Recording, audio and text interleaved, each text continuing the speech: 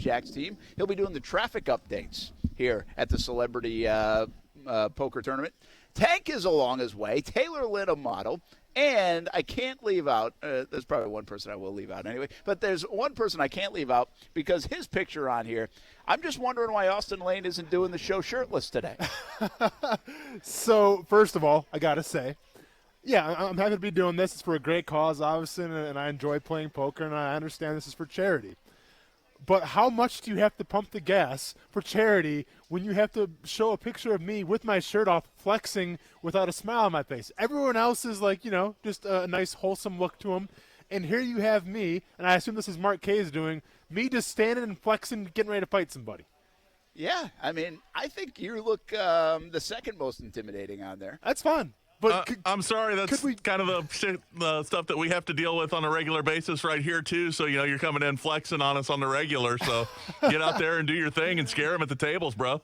I guess so. And, I got to be honest, man, when I saw my picture, I'm like, so do I actually have to walk in with my shirt off? Like, will there be, a table of, older ladies that are expecting me to have my shirt off? Like, is this some kind of, strip celebrity poker thing? The draw? Dude, I had no idea. You're coming in with entrance music, aren't you? Oh, absolutely, man. Stone Cold Steve Austin for sure. That's awesome. Forget about that poker face. Oh, You're no. just going to rip your shirt off. I guess so. By the way, you look like 20 pounds heavier in that photo. That was taken about a year and a half ago. That was before I. Were you heavier then? No, I was about the same, man. I was just I must have been flexing really good. Yeah, that must be one big well, flex. And especially it's outside too, which is even extra aggressive. And I remember that photo shoot. So it was for the UFC stuff, right? So we had to stand outside of my house in the middle of the street, and it's the middle of fall, so it's chilly, and I gotta literally model and have my shirt off. What's the whole neighbors time. thinking? I'm sure everybody in the neighborhood was like, I don't know what's going on. What is going on here? Yeah. This kid's getting off the school bus. Exactly. Well, I mean, listen, I think my own wife thought that, so I can only imagine what the neighbors were thinking. Yeah, absolutely. Hey, Kuz, we're going to give away a spot in the tournament, too, right? Do I have that correct? No false advertising? I think we might do. I don't know if Kuz is still there, but I think he told me we will. So we'll do that sooner than later, so you have the time to come over here. But if you're interested, stay alert on that front. Well, stay alert on any news for the Jacksonville Jaguars, and anytime there's news for the Jaguars, it's usually not good right now. Yeah.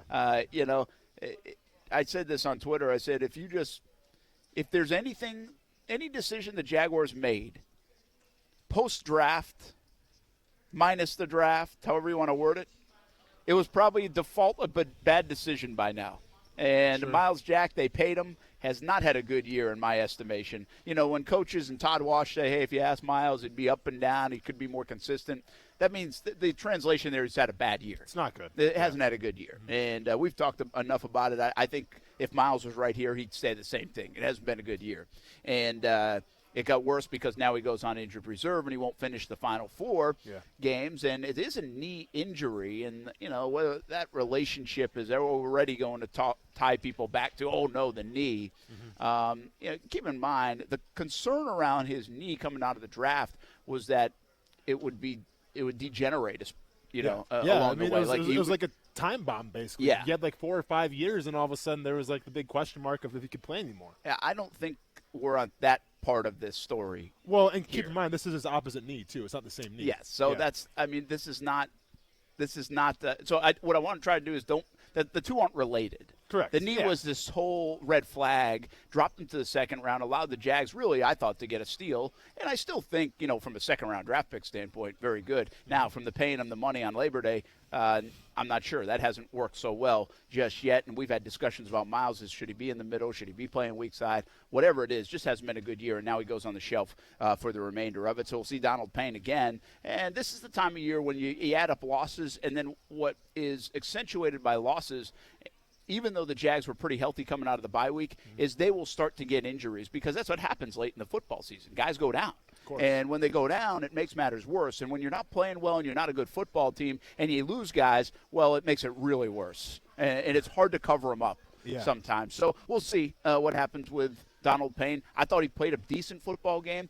The more folks you ask, it was like, well, he had some highlight moments, but on a whole, he was just okay. Well, and that's kind of where I was, Brent, on Monday. After the game, we kind of talked about it a little bit, where if you look at the box score, you look at the stats. Yeah, I mean, the guy put up, I think he was leading the team in tackles. I think he had a sack and also had the interception. So from that perspective, I mean, he had a full day for sure. But now I think he obviously left some plays on the table. Now, will those plays come around when he gets more experience?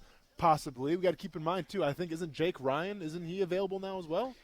Yeah, so, I mean, how much do they want to get him involved? They activated him to the roster last week. He was active, but where do they see him in there? And as we get a little closer to the game, maybe we'll get a better indication of that. Will he play in the last couple games, few games? Can he get in the final 4 games? I just don't know. That has been a mystery, where he has been. There was a time I remember about a month and a half ago, Doug Marrone was asked about him. It was almost like he forgot he was on the roster, because nobody had really said anything about Jake Ryan in that long. So, listen, it's almost to the point where does it matter who's in or who's out? The Jags have to find a way. They have to scratch and claw and find a way. We've talked about it all week. What does a win mean? To the fan base, it means a nice Monday morning. Yeah. To this football team, it probably means a lot more. It's got guys' names on it. I was thinking about this a little bit when hearing Gardner Minshew talk, and they probably don't think of it this way in the moment, but especially as a quarterback and as a coach for Doug Marrone, your win-loss record means something. If you're the linebacker, the win-loss record really doesn't mean much. I'm saying to your name. Sure. When you look back in 3 years, we're going to say, hey, Gardner Minshew played a lot of games, and he was 6-5, or he was 4-7. Of course. You know what I mean? There's a difference there. A lot goes to it. And the more you can be on the plus side of that, the better you look. Ron Rivera, right? I brought it up. I said, if you look at Ron Rivera's record, 6 out of the 9 years, he was under 500. Correct. 6 out of the 9 years, under 500. To me, that doesn't scream, wow. Yeah. But those other years were 12 very wins, successful. 11 wins. Correct. He put him in a position, and those look good on his resume, so much so that he's got a winning record in the NFL. So that's my point. Like, these games are important from that standpoint, and I think they're really important mostly for, I would say, a handful of guys. The quarterback, because his name's going to be on it. Yep. The coach, name's definitely attached to it, maybe more than anybody else. Correct. And even Caldwell and Coughlin. Obviously the GM for sure, because I think no other person is tied closer to the quarterback than the GM, where if you have a quarterback that suffers, the GM's probably going to be gone, right? And Dave Caldwell, we're looking at it, he's really had 3 opportunities to make this right. I guess 2 opportunities. Yeah, 2 regimes. But, I mean, usually the first sign of the GM's going to be gone is the quarterback play, and a lot of those GMs that we talk about that get let go after a couple of years, it's tied to who they draft as a quarterback. And that's the only telling factor. It doesn't matter how the rest of the draft was. If you draft a bad quarterback, you're probably going to be gone as well. And so my point of this conversation is, they're 4-8, and doesn't matter if they got to 8-8. Doesn't matter if they got to 7-9. Doesn't matter if they got to 6-10. No, probably not. They're not going to the playoffs. I'm not sure how it would make anybody feel better. In fact, if they ended up 8-8, I would sit here and say, like, gosh, did they blow that? Listen, but did they blow their chance in November? No, I hear you, but at the same time, we got to remember now, I've been very adamant about this, where those last games, especially the last one at home against Indianapolis, I mean, say what you want, but if you win that game against the Colts, you at least carry a little momentum going into the offseason. Yeah. Because it's the last thing you have to think about. And when you're busting your butt in OTAs, when you're doing training camp, I mean, you remember that last game more than anything. So from that perspective, I think the Jaguars, especially the guys in that locker room, they want to end on a good note. Now, for the draft position, I think fans would say, if you want to, throw in the towel a little bit, we're not going to be against that. But I'll tell you what, those players in that locker room, man, there is pride on the line, and sometimes that's the most important thing. So I think they definitely want to win. Yeah, and those it might not be right now that they consider what their record is, but 3 years down the road, they'll look back and say 8-8 compared to 4-12. That was a big difference because 8-8 is kind of what the NFL is built at. That's obviously average, but some people would say even 8-8 is not bad in the NFL, inside NFL circles. It's not where you want to be, but it's not bad to be 8-8. So I do think there's a lot of jockeying for optics, if you will, on this final month of the year. And I have zero faith that they're going to be able to get to an 8-8, a 7, and whatever. I don't know if they're going to win another game. And when we talked about this 2 weeks ago, I was like, oh, heck yeah, they'll win another 2 games. Maybe they'll even win 3 games. I don't know if I have that feeling anymore. Sure. The only thing that would give you that feeling is maybe Minshew comes in, plays well, energizes them. But I'm still going to have to see it before I believe it. And a big takeaway, too, we got to remember as well is, granted, the coaching staff, maybe the front office, they're not going to be here next year. But the players in that locker room right now, going through all this adversity and everything, going through all these losses, you find out what kind of guys you have because they will weed themselves out. The guys that are in it for the paycheck that aren't really in it for the Jaguars way, they will show themselves. And I guarantee regardless if the front office is going to be gone or not, that will trickle down to either, or that will trickle up to either, Shad Khan or Tony Khan, and they'll get word of that. And if the new regime comes in, that information will be relayed to the new guys. Be like, hey, these guys towards the end of the season, yeah, we didn't win a lot of games, but these are the core guys we want to have going forward because they have the mentality to go forward. By the way, what you're talking about is exactly what Nick Foles was trying to relay to people. Okay. Right? I mean, that culture stuff that he was talking about. Yeah. Even though it's not looking good right now, this is where it's not. It is what he's trying to convey. Sure. It's what, if you talk to Chris Conley, it might come across in a different way, but on Monday nights, it's what he's a veteran. He's trying to convey that message. Calais Campbell tonight on Jaguars All Access, I think he'll try to convey that message. Might say it in a different way. The other way kind of rubbed people the wrong way because of the Foles and Minshew stuff. And I understand, like you can say the culture. Like to me, it's just about you're trying to play for your job, right? Yeah. Because if you give everything you have still at the end of the season, even though you're losing, they're going to take note of that, and they're going to want you back on the team. But there's one other thing about it to me. I said, a lot of people, I think you said it a couple weeks ago, maybe the most disappointing season in franchise history. Yeah. And to be honest with you, I don't believe that's even close because last year was that.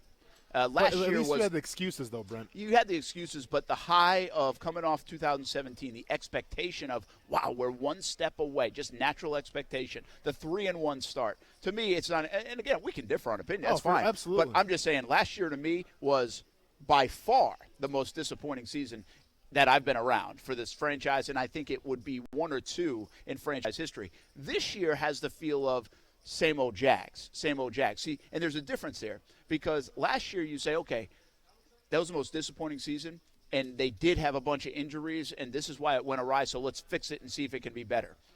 The difference this one is same old Jags equates to losing.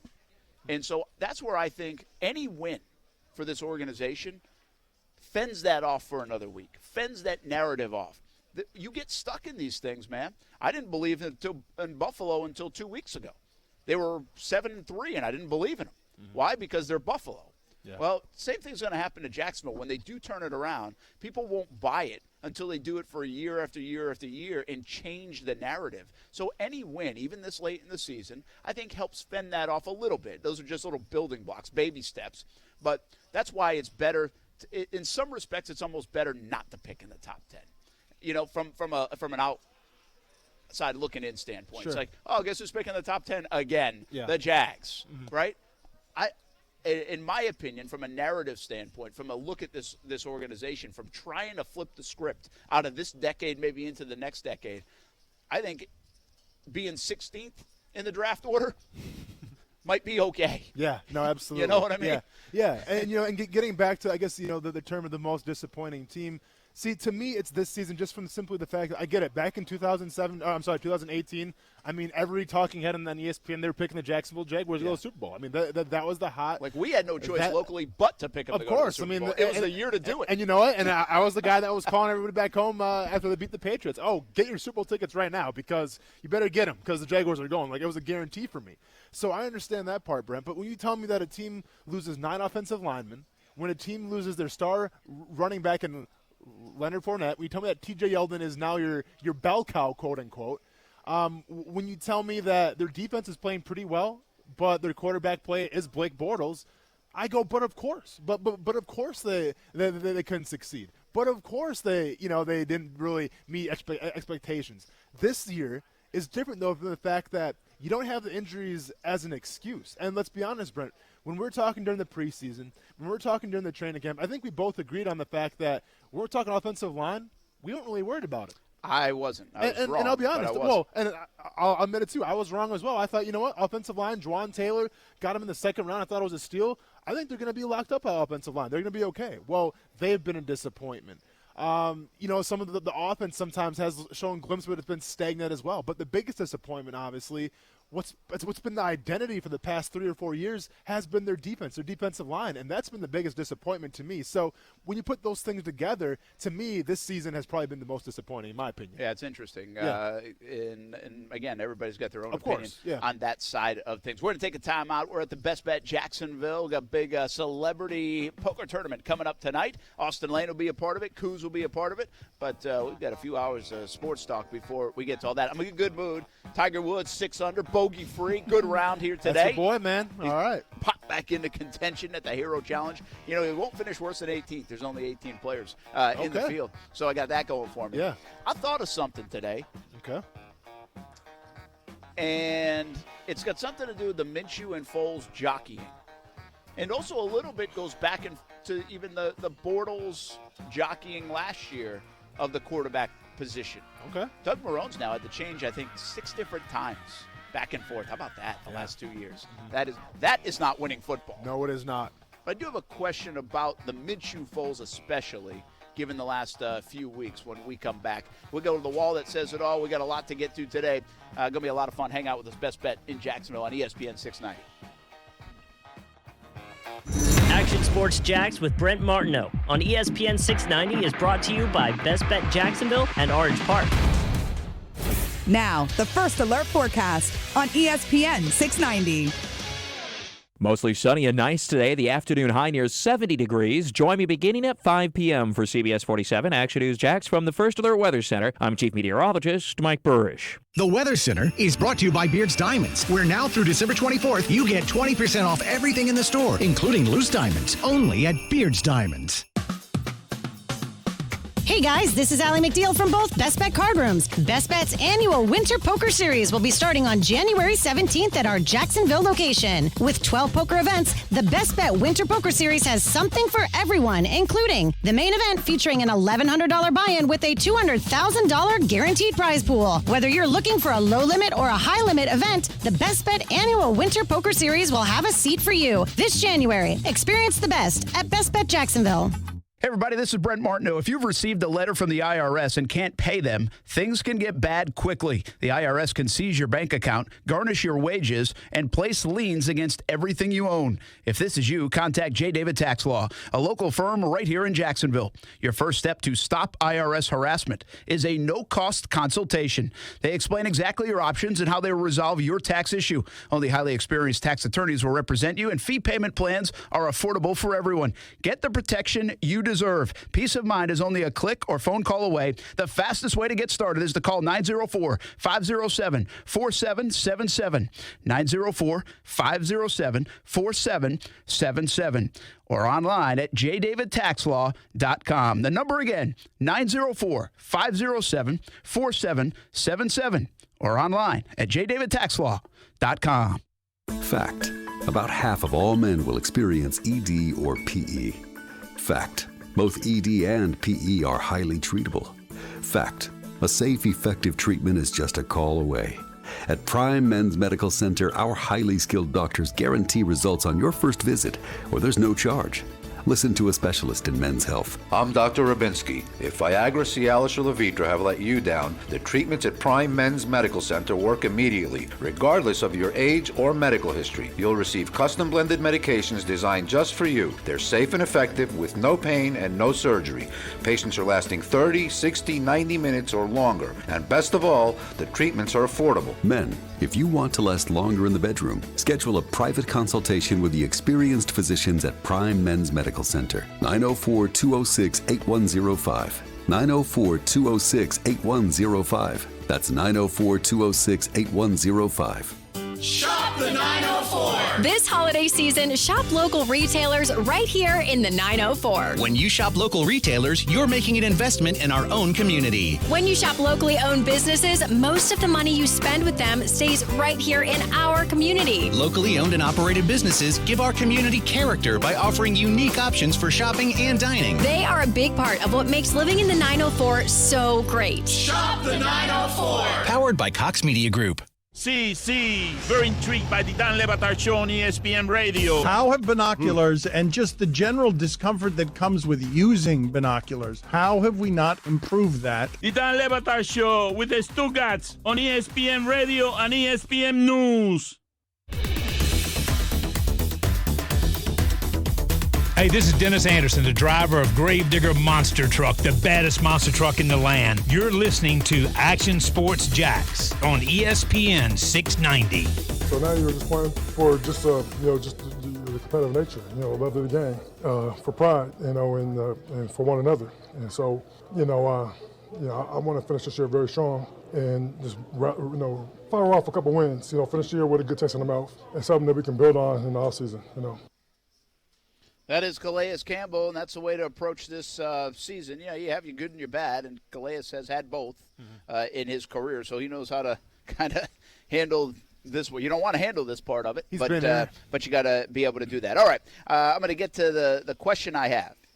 And Calais Campbell is a guy that will keep a locker room, or at least has good perspective on a locker room. And we had a lot of talk last week, coming off that football game on Sunday, about the Jaguars' locker room and where it was, and could they keep it together.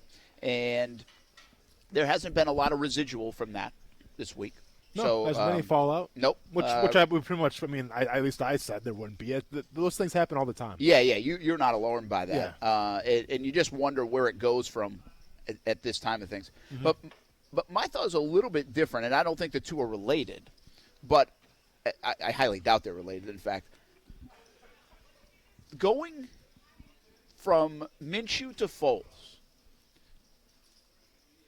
and then Foles to Minshew 2.5 games later. As a former player, if you're in that locker room, does that have the potential to hurt the dynamic of a locker room and start creating sides?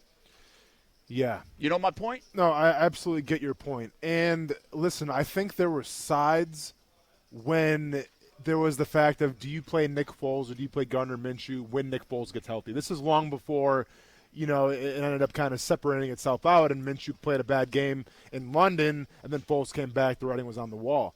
But I'm saying leading up to that, I think there was, there's kind of two sides to it where, Foles is the seasoned vet, but Minshew's been winning ball games. So from that perspective, Brent, especially I think, and it's funny because I talk about the cliques all the time in the locker room. Yes. And my gut tells me that the older guys, the vets in that locker room, wanted Nick Foles. And the younger guys, the first, second year, maybe even third year guys would want Gardner Minshew because he's the new exciting guy. But the older you get in the NFL, you realize how important experience is, how important, the leadership aspect is.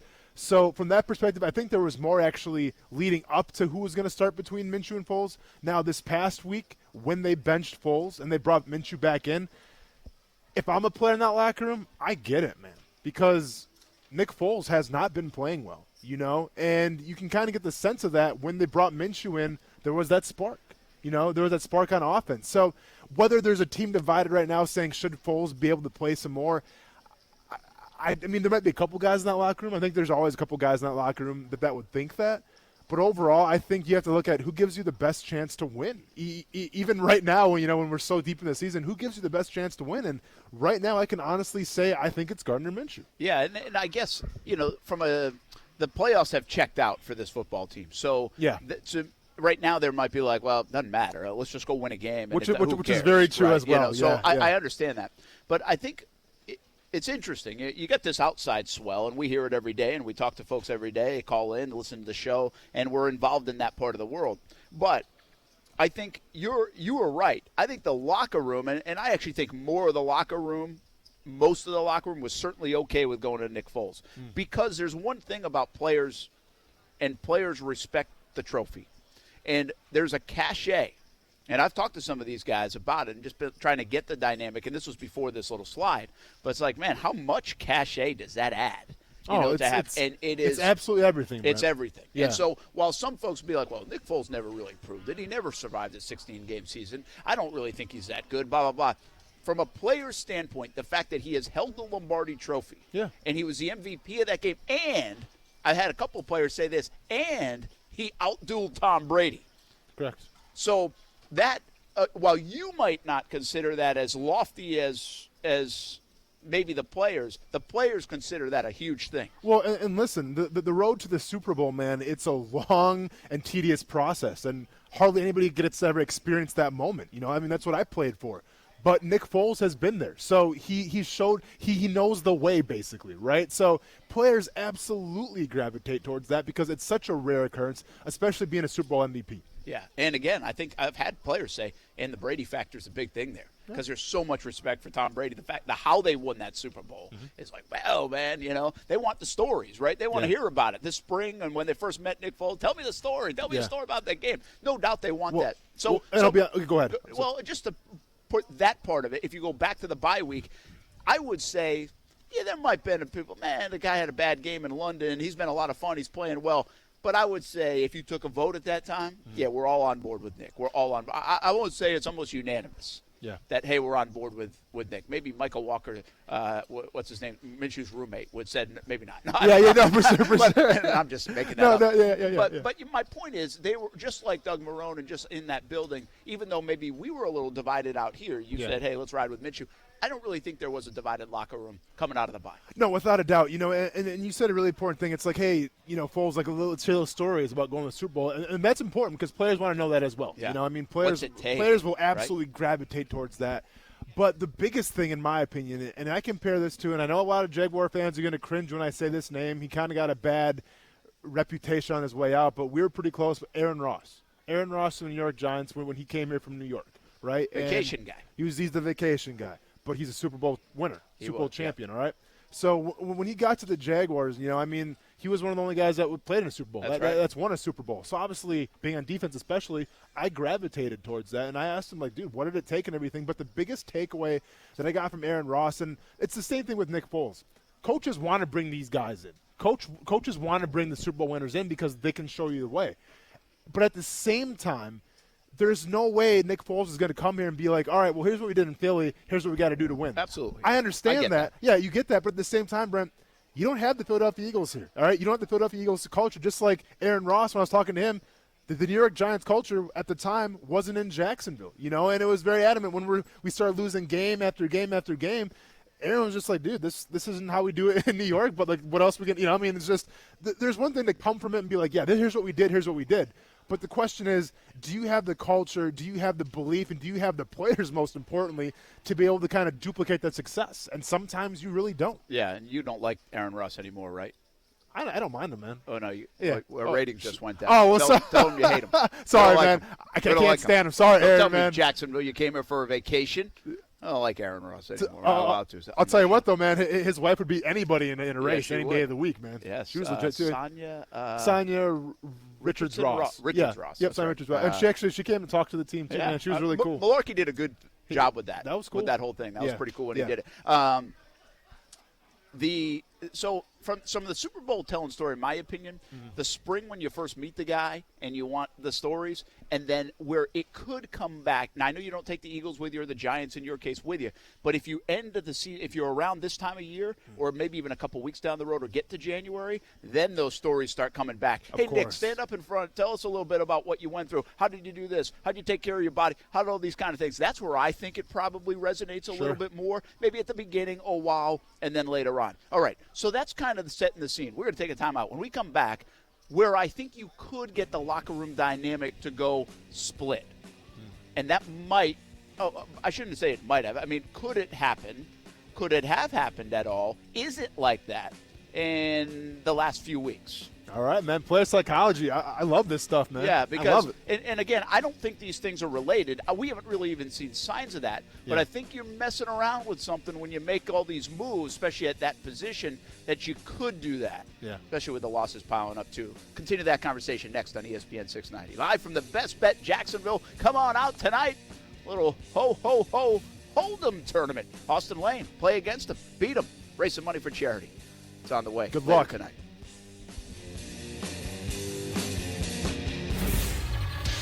ESPN 690 Sports Center Update.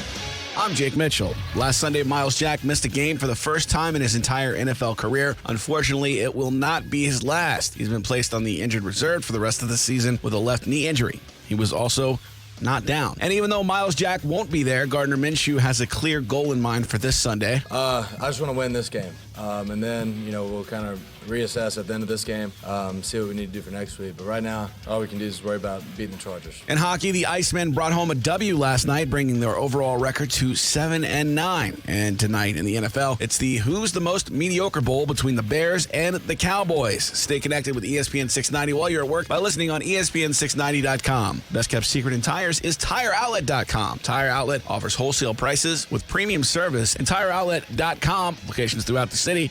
With locations throughout the First Coast, there's no need to go anywhere else for tires and service. New flavors and a rating that would make Madden jealous. Hey everyone, this is Austin Lane. And I'm Brett Martineau. Vita de Louis recently got a 98 rating. It's new, and it's getting rave reviews. Made in Tequila, Mexico, and shipped directly to Jax Beach. Vita de Louis is available in 3 flavors. And those flavors are Blanco, Reposado, and Añejo. Try all 3. Make your own recipes with Vita de Louis Tequila, one of the smoothest tequilas you will ever taste. For merchandise and more, visit VitaDeLouis.com.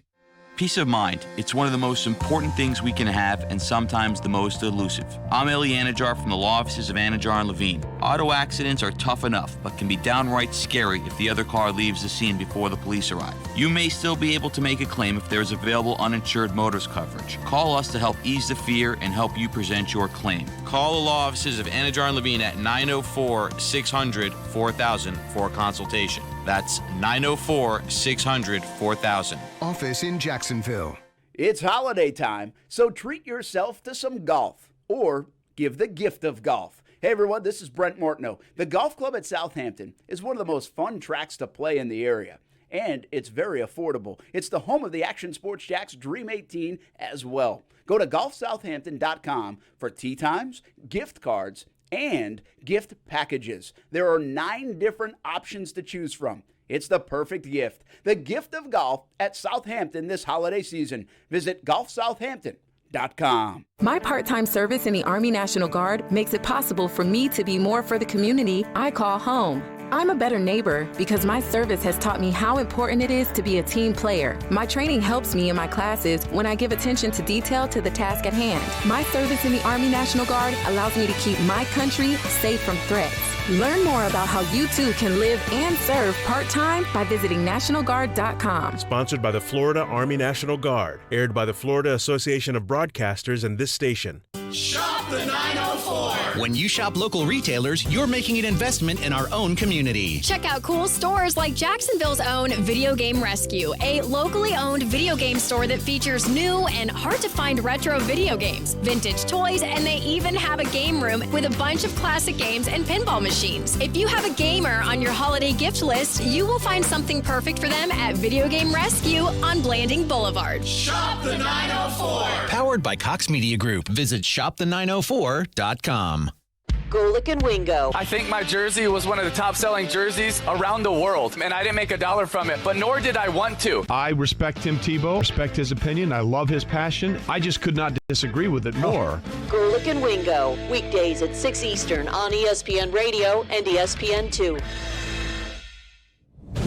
Brent Martineau. You see him every day on CBS 47, Fox 30, Action Sports Jax. Austin Lane. He's a former Jag star and current MMA fighter. Broadcasting live from the Anajar and Levine studio. This is Action Sports Jax on ESPN 690 and ESPN690.com. It's going to come. I try not to rush it. Try not to even much think about it too much. Right now, the main focus is to get a W on our belt. We haven't won in almost like a month. So that's hard, especially just knowing the hard work you put in. You have to come back after a loss each and every week and come back and practice and doing the same routine. So they're trying to get out those slums right now. Well, that's Leonard Fournette today talking about this losing streak, and he answered it after the game on Sunday too. I asked him, how hard is it to kind of keep your composure right now? And he said, it's tempting, man. It is tempting. So you got to appreciate the honesty. Shows you how tough it is. And losing stinks in the NFL, and the Jaguars are going through it. Losing stinks anywhere, but they're going through it in a big-time way right now. All right, let's finish this conversation about the quarterbacks. Got some interesting things coming out of John DeFilippo's news conference today as well that we'll get to at some point. But before the break, we're talking the question I had that I just was kind of thinking of, when you jockey back and forth between QBs, especially a guy with a Super Bowl title and a rookie 6th-round pick who really has no really earned equity in the NFL. I mean, and players look at that stuff, right? I mean, it's one thing if you played 10 years in the league or 5 years in the league or accomplished this in the league versus the guy just coming in. It's a show-me league. Of I mean, course. Josh Allen, extreme talent, everybody would say that, but they weren't really ready to put him in the Hall of Fame inside that locker room. Needed to show them that he was a good player. You have to earn your stripes, man. Absolutely, and I think he's starting to do that. He's getting more comfortable inside that locker room as well. You get the sense of that. And he's been super comfortable on the football field. So my curiosity was about this QB position. And we took it all the way up until after the bye.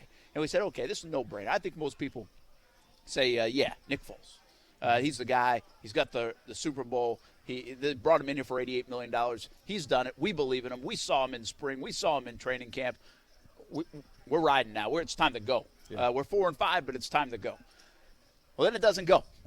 Yeah. And so it's 2.5 games, and it's back to Minshew. And it was interesting because somebody picked up on the sideline. I can't remember who it was exactly, but I think A.J. Boye came over to Minshew after they started getting things going, and maybe it was a touchdown throw or something like that. And his quote was like, "You a dog, bro."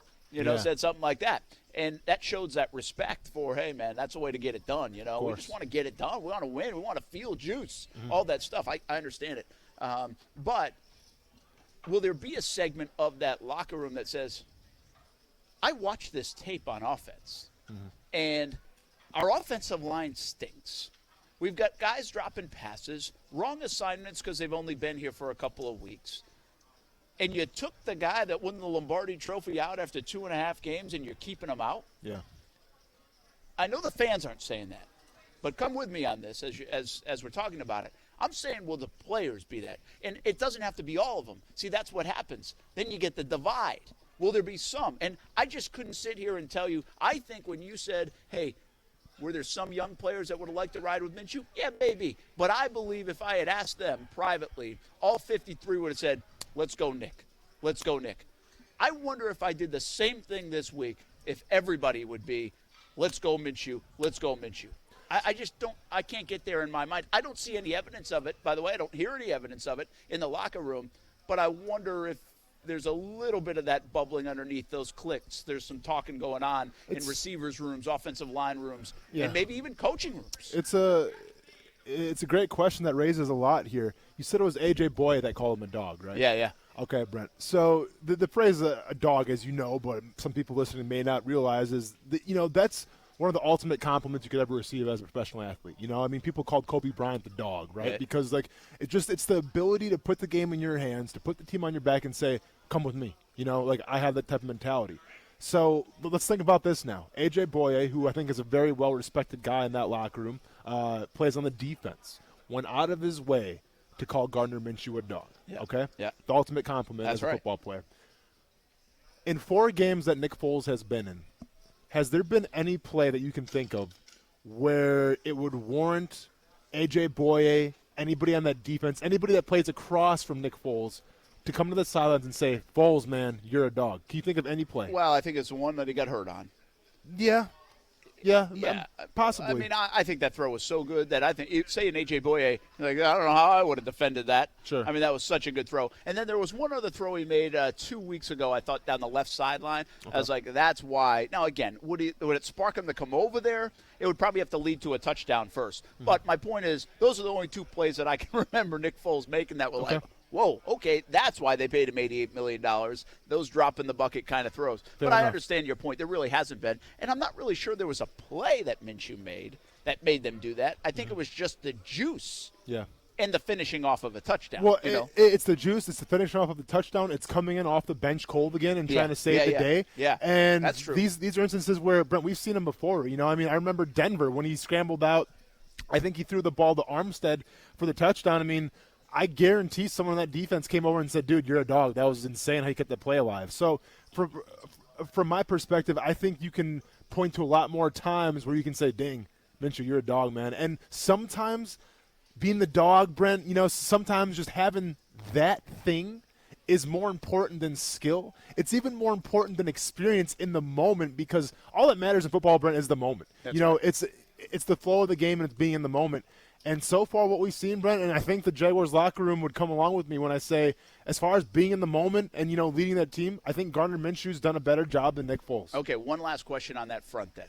But if you're a player, especially a veteran player, you've seen it through, and maybe if you're a young player, do you sit there and say, man, they pulled the plug? I mean, I know this is a harsh business, but the guy's had 2.5 weeks. He's coming off a broken clavicle. I mean, look at what's going on around him. Nothing's good right now, other than maybe Leonard Fournette and DJ Chark. I mean, that's it. So will there be anybody in that locker room? My point, I guess, to kind of cause any kind of split would be, I get this isn't a fair league, but that wasn't very fair. to me, it's only guys that have close ties to Nick Foles. You know, like, for instance, maybe Chris Conley would think like that. I mean, I think of Chris Conley and possibly the rookies coming in because, let's be honest, some of the rookies aren't familiar with it. This is a cutthroat business. It's a performance-based business. They have not experienced yet. But this isn't college. Open their eyes right oh, there. Absolutely, man. This isn't like college where, you know, you get your scholarship, you sign the dotted line, and pending you don't get arrested, you don't do anything foolish, you get that scholarship for 4 years. And the NFL, man, your time can come at any second. You're seeing that with Nick Foles now. So it's probably, to be honest, a rude awakening for some of the young guys in that locker room right now. Yeah, I would suspect that would certainly be the case. So you're not concerned about that. So just put a bow on the subject. Yeah. You're not. You think, hey, man, they're riding with. Does Minshew have to do some things though to fend off any of that? Or is it just the fact that they're 4-8 and the season's kind of done? No, I mean, there is a little bit of that, but like I said, Brent, guys still want to win in that locker room. So obviously Minshew has to play to a high level, kind of build on what he's been doing before. So I definitely agree with that. But at the same time, I knew it. Youth is a big thing, Brent, you know?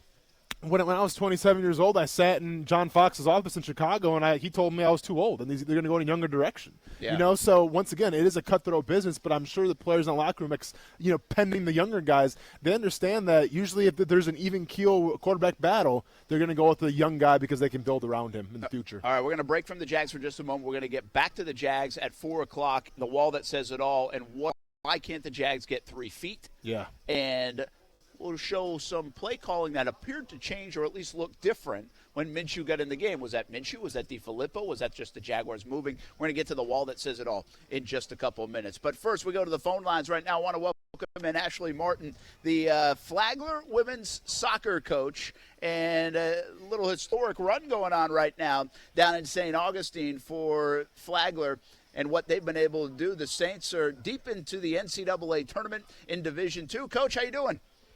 Good, thanks. How are you, Brent? Very good. You're on with Brent Martineau and Austin Lane as well. And I don't know, Austin's a former Jags player. He fights in the MMA. I'm not sure if he could play goalie or if he's a good soccer player. I really don't know his list. But we're about to find out. How much fun are you guys having down there at Flagler right now with this run deep into the NCAA tourney? Yeah, it's been an incredible season. I mean, 21-0-1 on the season so far, and we're hosting the third round of the national tournament tomorrow at the Flagler College Athletic Complex at 6 p.m. And it's just been an incredible season. So many milestones, and it's just been a real fun ride, to be honest. I would imagine it certainly has been. Wingate is up next. What do you know about Wingate? And obviously you guys are full of confidence. You haven't lost a soccer match all season long. But what about the opponent coming in on Friday night at 6 o'clock? I think they're going to be good. I mean, I don't think there's any team left in the competition now that isn't going to be a good opponent. Wingate, they like to possess the ball. They're technically very good. But we're heading in with a lot of confidence, as you mentioned. But, I think we've got some real talent on the team this year. And more than just the talent, I think we've got a real winning spirit and mentality within the team. They're hungry to win trophies. I mean, this year we won our 2 first trophies of the program's history in the NCAA period. And now we're looking to go and win the regional championship tomorrow. And, we're realistically 4 games away from being national champions. And we're hungry to win those 2 remaining trophies. Coach, obviously you have a talented team, but with soccer, I mean, chemistry is so crucial to being successful on the field or on the pitch, as they call it, Brent. See, I get it right. Yeah, see, I know a little bit. But, Coach, I mean, did you know right away you're going to have a special team this season, or did it take some games to try to identify that? When did you know that you guys could make a run in the playoffs here?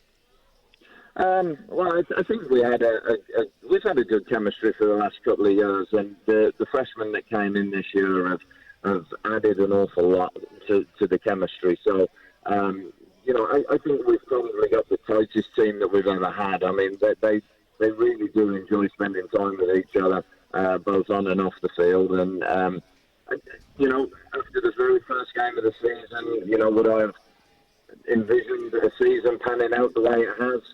No. I mean, to go undefeated, I mean, that's just so difficult to do.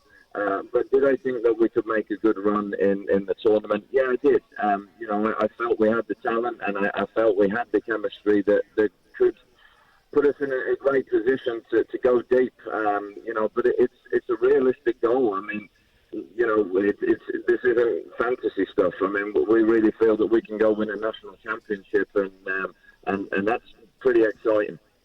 Coach, is there any kind of added pressure since you guys haven't lost a game yet? Because usually when you lose a game, obviously you can learn from your mistakes and get better. I mean, you guys haven't had the opportunity to watch the film and say, here's where we lost here, here's where we lost here. Is there a little added pressure? Absolutely. It's funny. I think about 12 or 13 games into the season, there was kind of like a tension within the locker room. It was almost palpable, and we didn't talk about the unbeaten run. We just kind of kept focusing on the next game and the next game, and not really talking about it. And then we just had a meeting with the team, and we just kind of got it all out there. We addressed the elephant in the room. Hey guys, we are unbeaten. We're doing something special here. And the pressure is on, but it's all about how we handle it. And that's been one of the biggest developments that our squad has made this year, is being able to handle the pressure. And they've been unbelievably good at it. And it's so much fun to see. Like, we don't have the pressure on us anymore. Like, we just feel like we're going to go out and enjoy ourselves, and we expect to win, but we don't go out there, with any sort of arrogance. We know we have to earn it, but that's the mentality we've got right now. We expect to win, and we're expecting to win tomorrow. That's when it's a lot of fun. Winning is fun, man. You get on that ride and you feel good, and you're just so confident, not overconfident, but confident enough. Mm-hmm. And you can kind of sense it from talking to Ashley Martin, the head women's soccer coach at Flagler University, that's what's happening down there in St. Augustine right now. Just to run you through what they've been able to do. 15 goals allowed. That's it. Yeah. All season so far. For Flagler. And in the Peach Belt Conference Tournament, wins 2-0, 1-0, and then a 1-0 win in overtime to win the conference. 3-1 to start the NCAA tournament.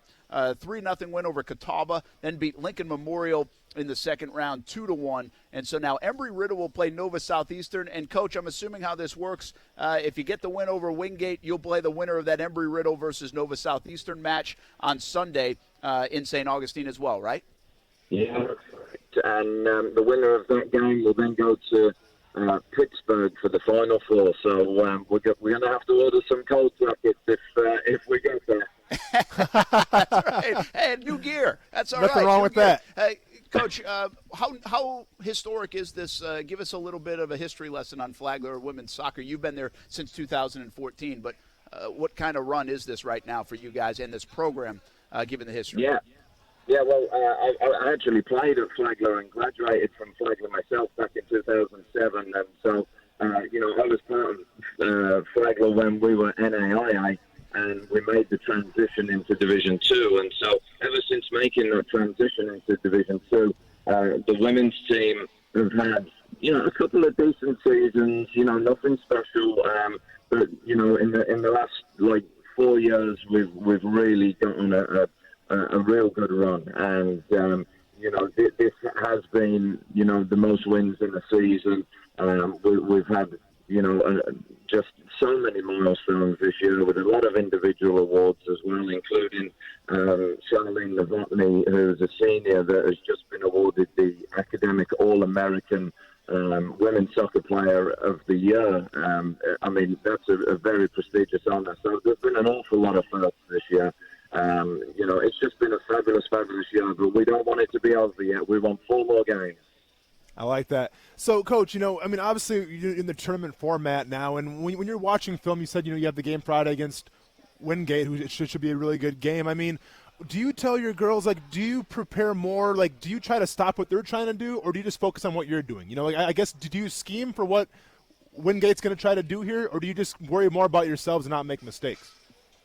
I think that you have to have a balance as a coach. You've got to have a balance of the two. I mean, we don't want to get away from what has been successful for us. And you mentioned there about not conceding many goals this year. Well, we've also scored an awful lot as well. So we love to go out and play attacking, free-flowing soccer.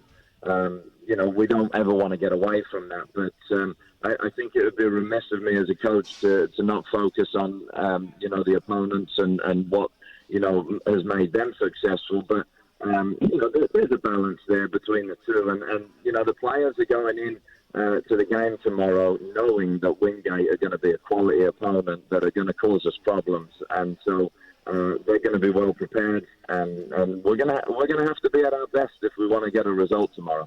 One of the best-kept secrets in Northeast Florida and in the area, Flagler College down in St. Augustine, and the women's soccer program having a fantastic season. 21-0-1, undefeated at home, and it comes down to tomorrow night against Wingate at 6 o'clock down there in St. Augustine. Go check it out. Visit FlaglerAthletics.com for more information on the matches. But if you love soccer, if you love local sports, go check it out Friday and hopefully on Sunday as well, because if Flagler can win a couple of matches this weekend, they'll get to the Division II Final Four. Ashley Martin, head coach at women's soccer program down at Flagler College. Thanks for taking a couple minutes. Best of luck tomorrow night.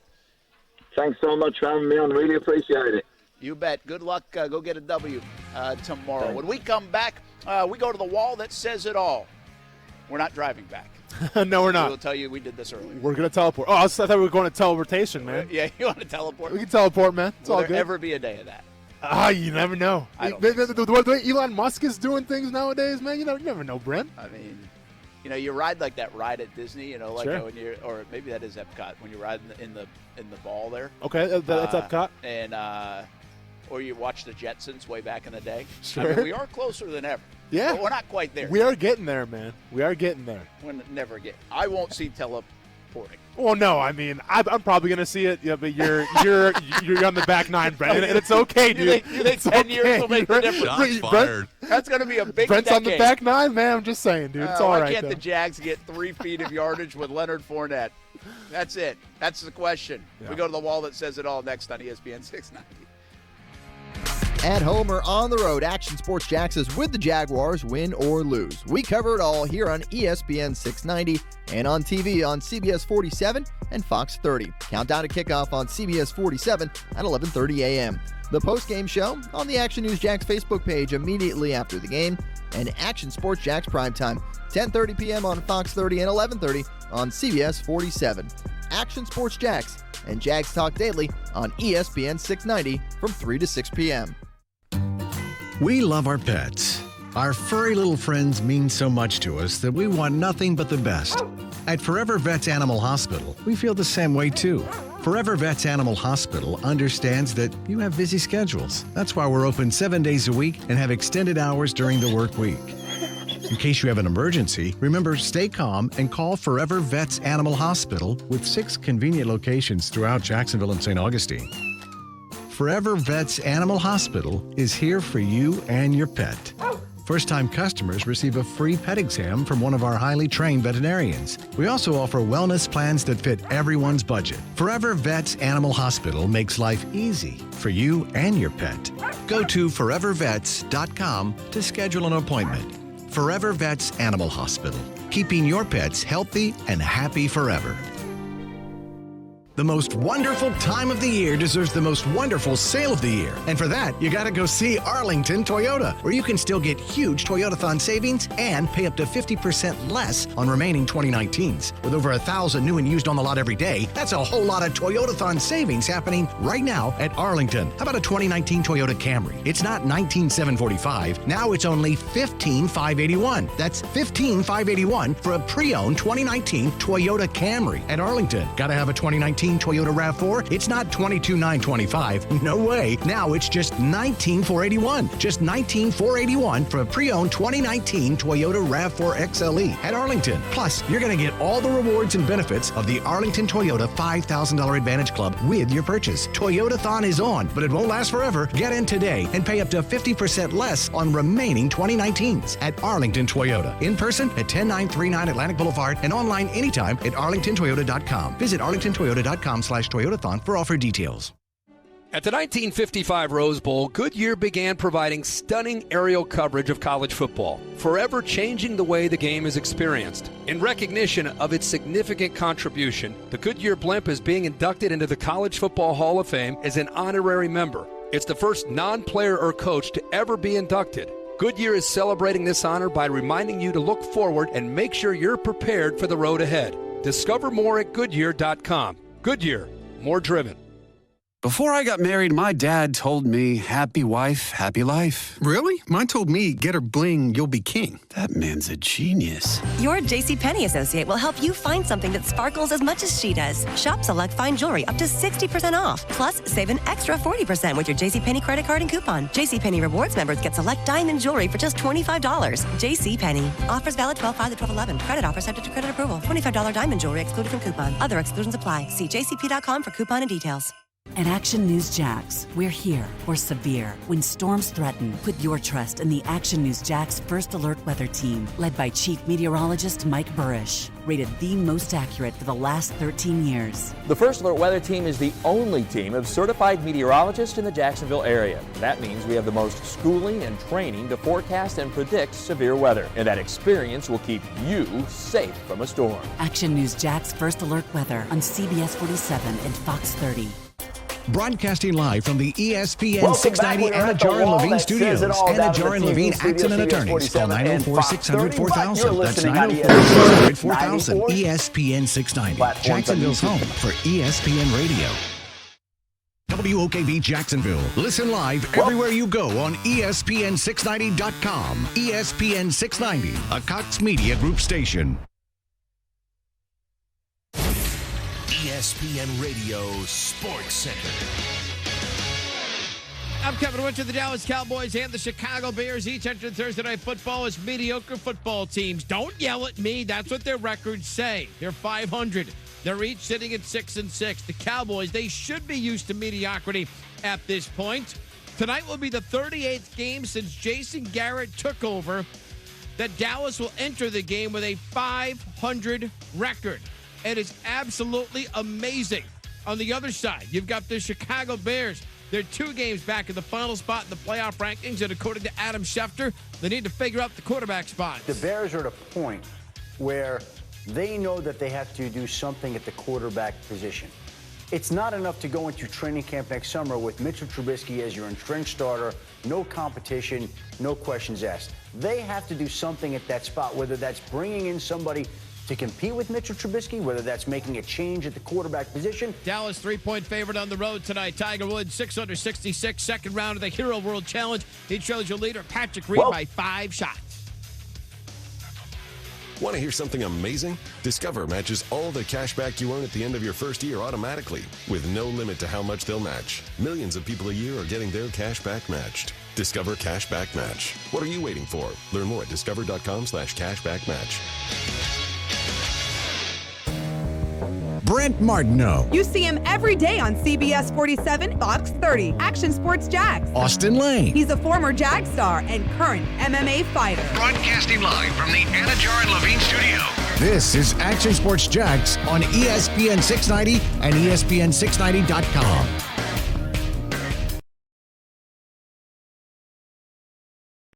Welcome back. We are at the wall that says it all down in the TV studio, CBS 47 and Fox 30. But you're listening on ESPN 690 or you're watching on our video platforms on YouTube, Facebook, Twitter. So as we always say, just 3 downs. We are going to illustrate some things that are going wrong for the Jacksonville Jaguars or at sometimes maybe even going right. Sure. But if you're just listening, it's candy for your ears. And go check out the video feeds later on. We'll keep you in the loop, even if you are just listening. All right, Austin Lane, break it down. It's been a while since we've been at the wall, it feels like. Absolutely. A couple of weeks with the holiday. Yeah. And we begin on, we've done this a little bit with the red zone and the Jags, like why are they having so many problems? Well, one of the big problems is they can't even gain a yard at times. We saw it in the Cincinnati game, and well, we saw it on first down. And this was, I think, a little bit of a miscommunication as well, because the handoff looked a bit funky. Yeah. But on top of that, man, we're talking about a yard. Like, for sure. That's it. It's 1, 2, 3. That's it. Like, Yeah. why can't the Jags get a yard this season. It's been so hard. Exactly. And, it's starting to be very telling, too, about what the offensive coordinator thinks about the offensive line. When they're down in these goal line situations, they run the ball once, and then they go directly to the pass. Yeah. Usually teams that, that are confident in their physicality, they're going to run the ball at least 2 times, maybe 3 times. But the Jacksonville Jaguars. And they've got 27. Exactly. And they got 27 as well, who is definitely a bruiser-type back. So let's break this play down here. This is 1st and goal on the 1-yard line, right? And they're in what we like to call a jumbo formation. All jumbo means is basically this is a run formation. Everyone's on the line. You can't run a lot of passes out of this. And that's great because you can run the ball out of this formation. But here's the problem, Brent. As you can see, Tampa Bay right now, they're ready for it.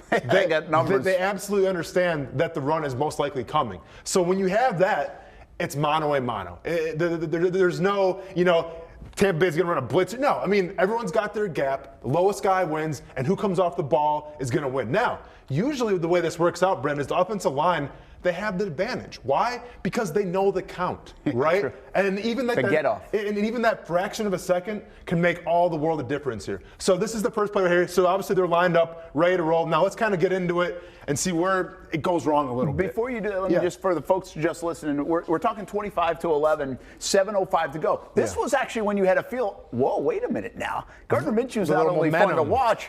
Could this be some epic comeback? In fact, at the time, I had to go back and look up when Blake Bortles rallied to beat the New York Giants a few years back. I think it was 2015, his second year. I think that was the greatest comeback in Jags history. And I was like, I feel like they had 25 points or something. The Giants did, but they didn't. It was 21-0. So this is what I'm thinking about in the press box. I'm like, wait a minute now. They score here with 7 minutes to go. It's 25-18 and all the momentum.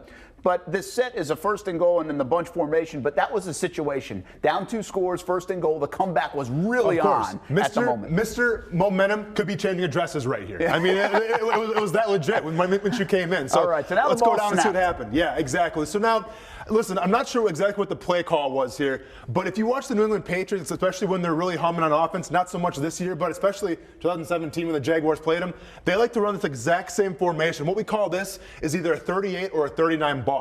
Basically what that means is you're in a jumbo formation, you have a fullback, and you have the choice of do you want to go right or left. Here's where I think it went wrong for Minshew here. For whatever reason, and you can tell from this picture right here, Minshew and Fournette are not on the same page. No, they're like facing each other. Like he's not handing. He's like head on. There was something that went awry. So that leads me to believe that there's a miscommunication, and I get it. Minshew came off the bench right now, but he's a pretty smart dude. You know what I mean? So there's a miscommunication right now, and where I think it comes from is the fact that this was a kind of, I don't say an RPO, but they were reading where the defense was. Okay. And they're running away from the strong side. So they're going to the weak side of it, and for whatever reason, Fournette or Minshew kind of messed up here, and one of them goes the wrong side, and that slows it down right from the get-go. So that slows the play down. Oh, absolutely. But even before the play is slowed down a bit, and you knew this one was going to be busted, and you just live another day, and maybe you run a couple more times if you had confidence in your offensive line. But why, when I see the Jaguars on a still frame on their offensive line, does it look like I'm watching a bad car accident? So now here's the problem. When we run these jumbo formations, when we do these 38, 39 bosses, they're great plays. They're plays that can get you a yard. But the difference between the Patriots, what they run so well, and the Jaguars, the Patriots have a true fullback. Okay? The Jaguars this year didn't have a true fullback. So if you look in the backfield right now, we have O'Leary. Nick O'Leary. Yeah, and granted, he's probably been here, what, 2 weeks? 2 weeks, exactly. 3 weeks, and playing fullback isn't his usual spot, right? So right now you're asking a guy who is from the tight end position to play fullback. And I get it, you go through and practice a little bit, but to me, the fullback, it's the unsung hero. And it's a position that takes a lot of time to garner. Now, granted, Indianapolis can take Quentin Nelson, put him back there at fullback a little bit, and it works sometimes. But when you're trying to gain that yard, I think it's the most beneficial thing, especially out of this formation, is to have a true and tried fullback. They had Tommy Bohannon in 2017. It paid off for him in a lot of different ways, especially for Leonard Fournette. So you could say they missed the fullback to a degree. Yeah. So now, as we come down to the slide here, we can see, Brent, on the right side, there's a hole open for a second for Leonard Fournette. I was going to say, now, this is interesting because the play looks busted in the backfield because of the handoff exchange. It was weird. It was clunky. But you go to the next frame, and, well, now Leonard Fournette has a hole to the goal line. Like, he is at the 3-yard line, his front foot. and there is nobody in front of him. Yeah. And this is what always amazes me about the NFL when we break down plays like this, is how fast stuff closes in like a frame of a video. That's it. And that's exactly what it is right now, Brent. If you're just listening to us at home, we're in the third frame right now, and there's two holes that are literally running the end zone. Yeah, and like then I could run in there. Exactly. But as we come down to the last frame, and literally the third to fourth frame are probably 0.3 seconds, if even that, probably 0.2 seconds, that quickly. When we come to the last frame, once again, it's a game of seconds. The hole is completely closed. I can't even find Leonard anymore. Exactly. The hole is closed. And once again, Brent, I talked about it before. We see the offensive lineman. We have Will Richardson Jr. right here. I think we have Cedric Oboye, who came in as a big tight end right here. Oboye's way down here. I'm sorry. Who's number 74? That is, who's down on the left side? That's Cam Robinson. Oh, I'm sorry, Cam Robinson. So, as we can see, I've said it before, anytime you're in a goal line package, it's first whatever, it's 1 yard, and your tackles are looking in the backfield, your guards are looking in the backfield, you're not going to win those battles. No, and right here, back I can of the count jerseys to the 1, end zone. 2, almost really 3 guys with their backs turned. Yeah, and Norwell's at the bottom of the pile, too. Correct. Yeah, let me ask one more thing before we move on. Sure. At this stage, does a running back almost have to do it himself? I mean, now, I will say this. The clunky handoff, by now, Fournette might actually be a yard ahead. Sure. Because of the timing got screwed up. Exactly. But, I don't know, does Leonard Fournette have to kind of finish that and get in? I mean, the last frame we're showing, he's all bottled up. He is. But from the third frame we're showing, I'm like, all right, Leonard, go get it done, man. Well, and it's so easy to nitpick. Well, he should have ran, to the C gap. The B gap was open for a second. It's easy to nitpick, but when you're out there and it happens in a fraction of a second, what you need from your offensive line is you just need some push. Any push. Because ideally what the Jaguars want to do is they want to have Fournette just lower shoulder, get some push, and get in the end zone. But as we see here, and Juwan Taylor, who's been playing pretty good in the run game, this isn't necessarily a bad job by Juwan Taylor right here by, stalemating him. But as you can see, he's straight up, right? Where ideally what you want from Juwan Taylor, and this is where Leonard Fournette's reading actually, is Juwan Taylor to get lower and pull his guy back a little more, and that creates the opening space. Well, let's just be honest. As we move on, there's not one player in the end zone. Correct. Exactly. And you're trying to get that yard. If you get any push, you score. And once again, I can't reiterate this enough, Brent. When you're first and goal on the 1 yard line and they know it's going to be a run, it's mano a mano. It's not so much, it's technique's important, but it's also physicality and mentality as well. This segment's going to be an hour long if I don't hurry up. we got to get going here. The wall that says it all here as Austin Lane takes us through some of the plays. And now we're going backwards in time a little bit. Once again, you can listen on ESPN690.com, listen in your car, but you can also watch this and go back and watch it if you want on YouTube, Facebook, and Twitter. If you're only getting the audio side of things. But you get the picture. The Jags are struggling in the red zone, struggling to get a yard.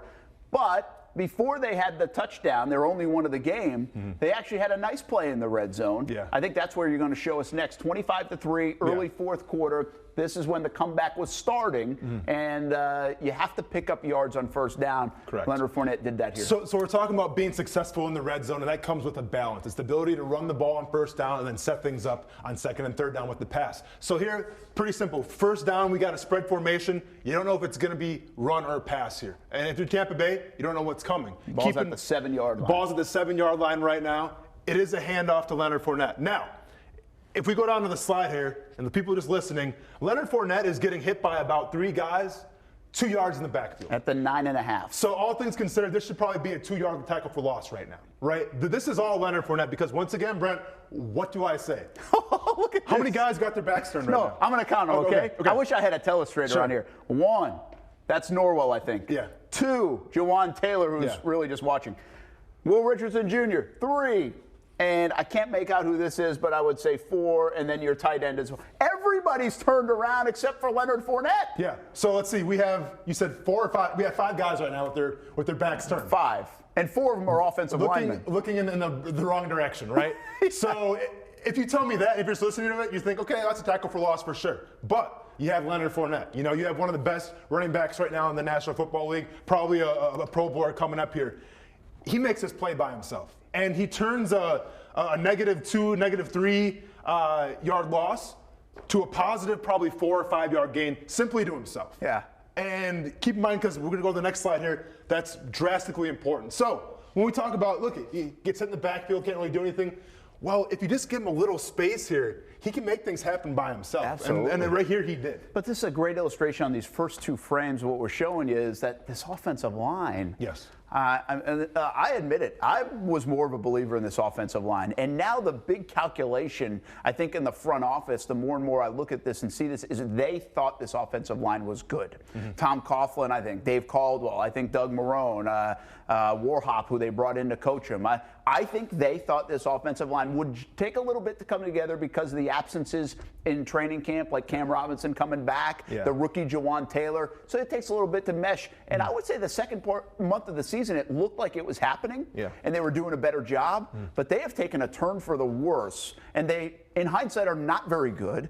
And November, they've been a big reason why they haven't been good. There's a big reason why Nick Foles is now on the bench, because Nick Foles needs a decent offensive line, and they haven't been good enough. There's a big miscalculation in Jacksonville on this offensive line, and that had to do with getting the $88 million quarterback, putting him back in after the bye week. There's a big-time domino effect, and these are just illustrations of it. Absolutely. All right, but we got a touchdown because Gardner Minshew's back in the game, and he can avoid some of the rush. Yes. Well, let's go back to the second slide real quick, though, Brent. So, Leonard Fournette gets about a 4-yard gain here. So now we set it up to and about. that was on first and goal. Correct. Yep. So now we set it up. They're about at the 3-yard line. For those listening at home, second and goal here. Minshew's in. The momentum's starting to change a little bit. And this is the really telling thing to me. You love this play. With Minshew. I love this play because we didn't see this type of formation coming from Nick Foles. This to me is like a Gardner Minshew special right here. So let's go over it real quick. So we're in a trips left bunch formation. So basically,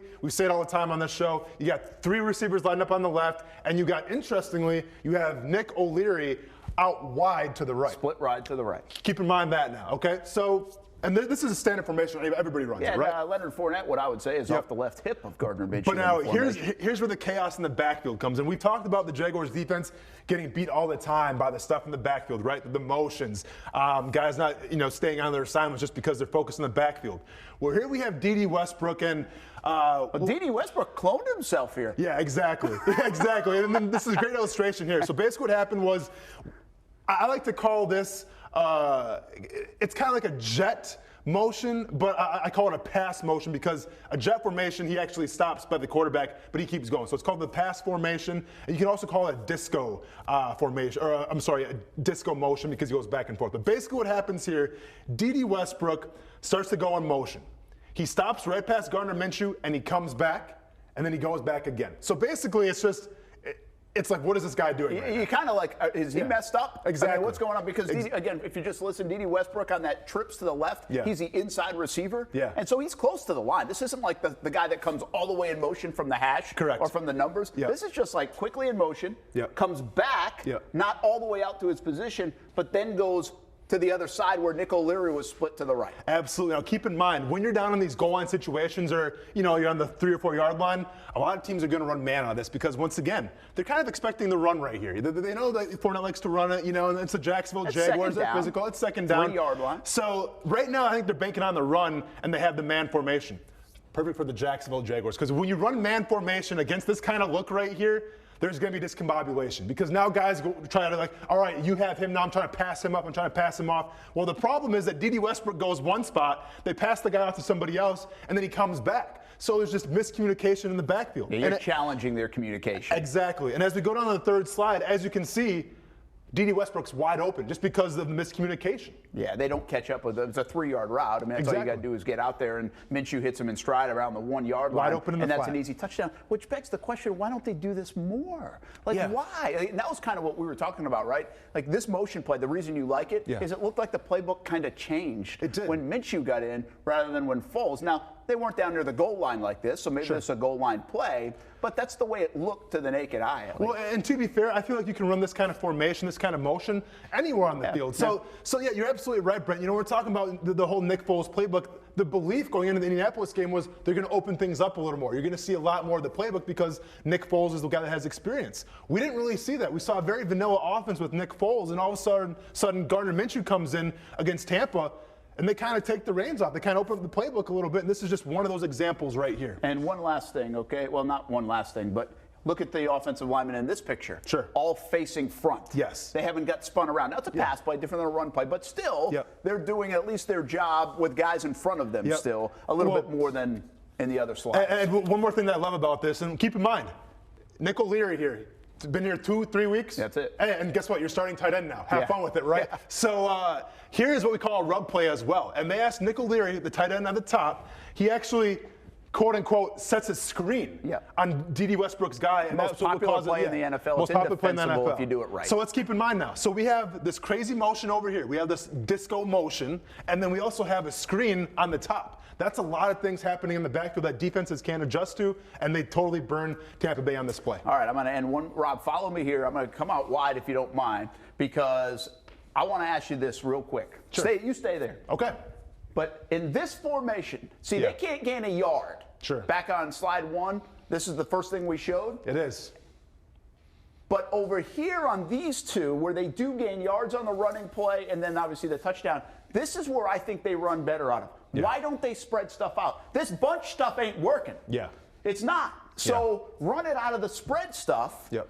And you've got more lanes that open up, and you don't have to go mano-a-mano, because mano-a-mano ain't working. You're losing. Well, and here's the problem with that, Brent. You ask any offensive coordinator why they do this jumbo formation here on first down, because everyone does it in the NFL, and it's an ego thing. They want to try to establish dominance. They want to say, our guys blocking up front, even though you know it's coming, we're better than your guys. And unfortunately right now, those Jaguars have not been better than any of those defensive guys are going against. We're 13 weeks into the year. I can tell you this. They're not better than the other guys. They haven't been. Of course. Haven't been able to get a yard. Yeah. That's the wall that says it all right there. We'll go back to the radio side of things from the Best Bet right after this on ESPN 690.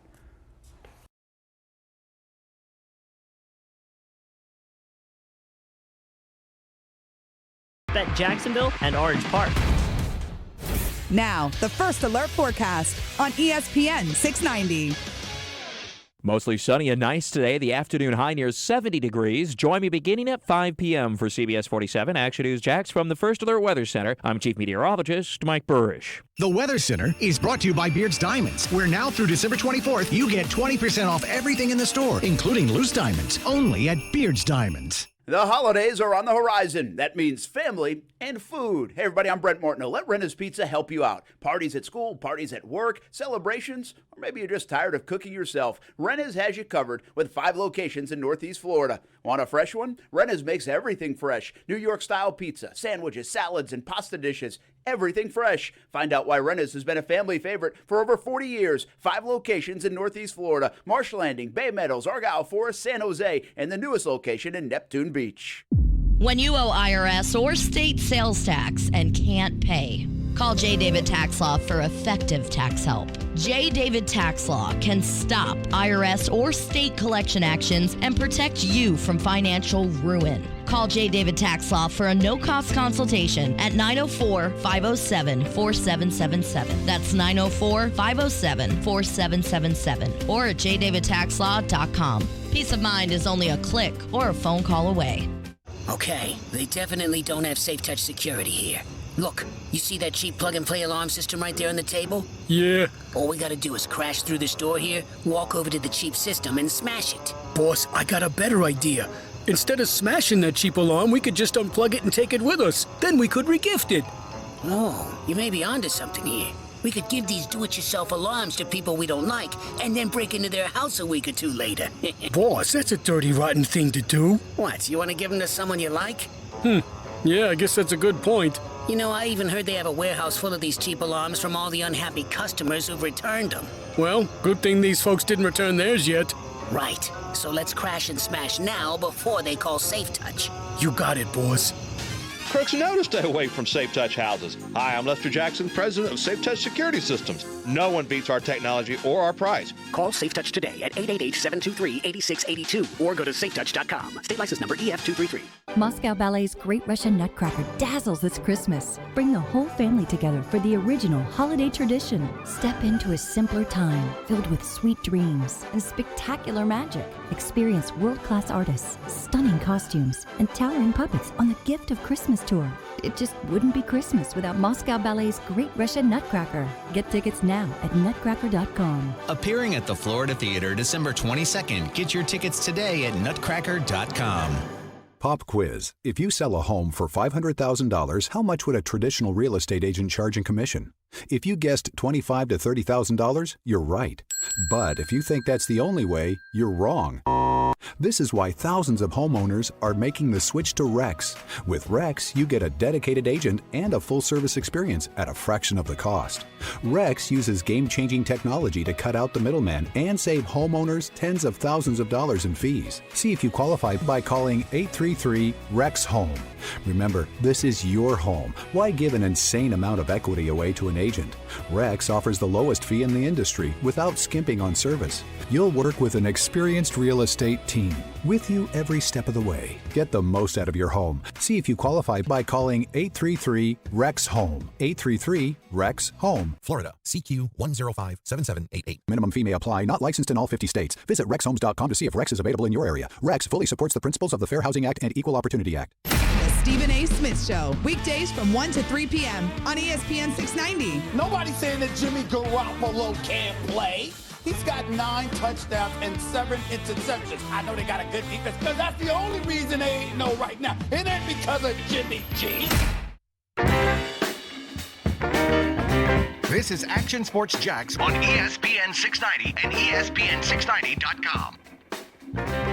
You know, when you have 2 bad years like this, changes come. If they do, if they don't, if not, I see these 4 games as pretty much a resume for the next person. If the coaching staff is still here, whether should you still be here or to go anywhere else. So I feel like these 4 games is a resume game. I mean, every coach wants to know what a player's going to do when the tables turns against him and he has nothing to play for. I mean, a lot of people say we love the game, and this point, sadly, this is where you really show where you love the game. I mean, we all want to go to the playoffs and things like that, but we still get to play the game.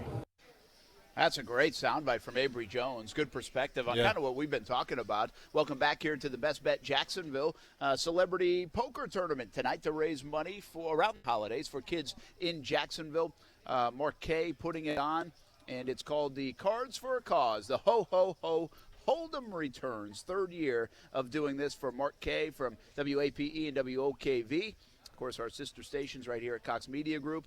Megan Lane will be out here. Nick Franklin, Major League Baseball player. Austin's playing tonight. Allie McNeil. Taylor Lynn's a model. Tank is going to be a part of this one. Derek Odom, traffic guru at Action News Jax. Aaron from the Eagle also helps with our updates. By the way, Tank does too. DJ Koozie. I mean, are we ever going to let him live? Can we make like a cardboard cutout of DJ Koozie? I know, man. I'll pay for it. I didn't know DJ Koozie was still a thing, but I like it. And Christy Turner as well. So it's kind of an Action News Jax and Cox Media Group and radio TV thing. Yeah. We got going on tonight. I will not be playing. I have Jaguars All Access coming up at 7 o'clock over at Mellow Mushroom in Avondale. Calais Campbell and Josh Allen will be on the show tonight. But this thing starts right around 6 o'clock, raising money for the kids. And you're playing, man. It's gonna be fun. I am playing, man. And since you're not going to be here, I'll be sure to hold the fort down for both the ESPN 690 brand. And, I'm going to do us justice, man. I appreciate bring my A game. Yeah. We'll see how you do. Yeah. Competitive poker streak will. I'm not bad, Brent. Well, so here's the deal. So I'll say this: there's so much, huh? Just beat Coos. Oh, for sure. You're man. in some I never hear the end of that one. No. Yeah. That would be a tough one to overcome. Yeah. So anyway, welcome to Best Bet Jacksonville.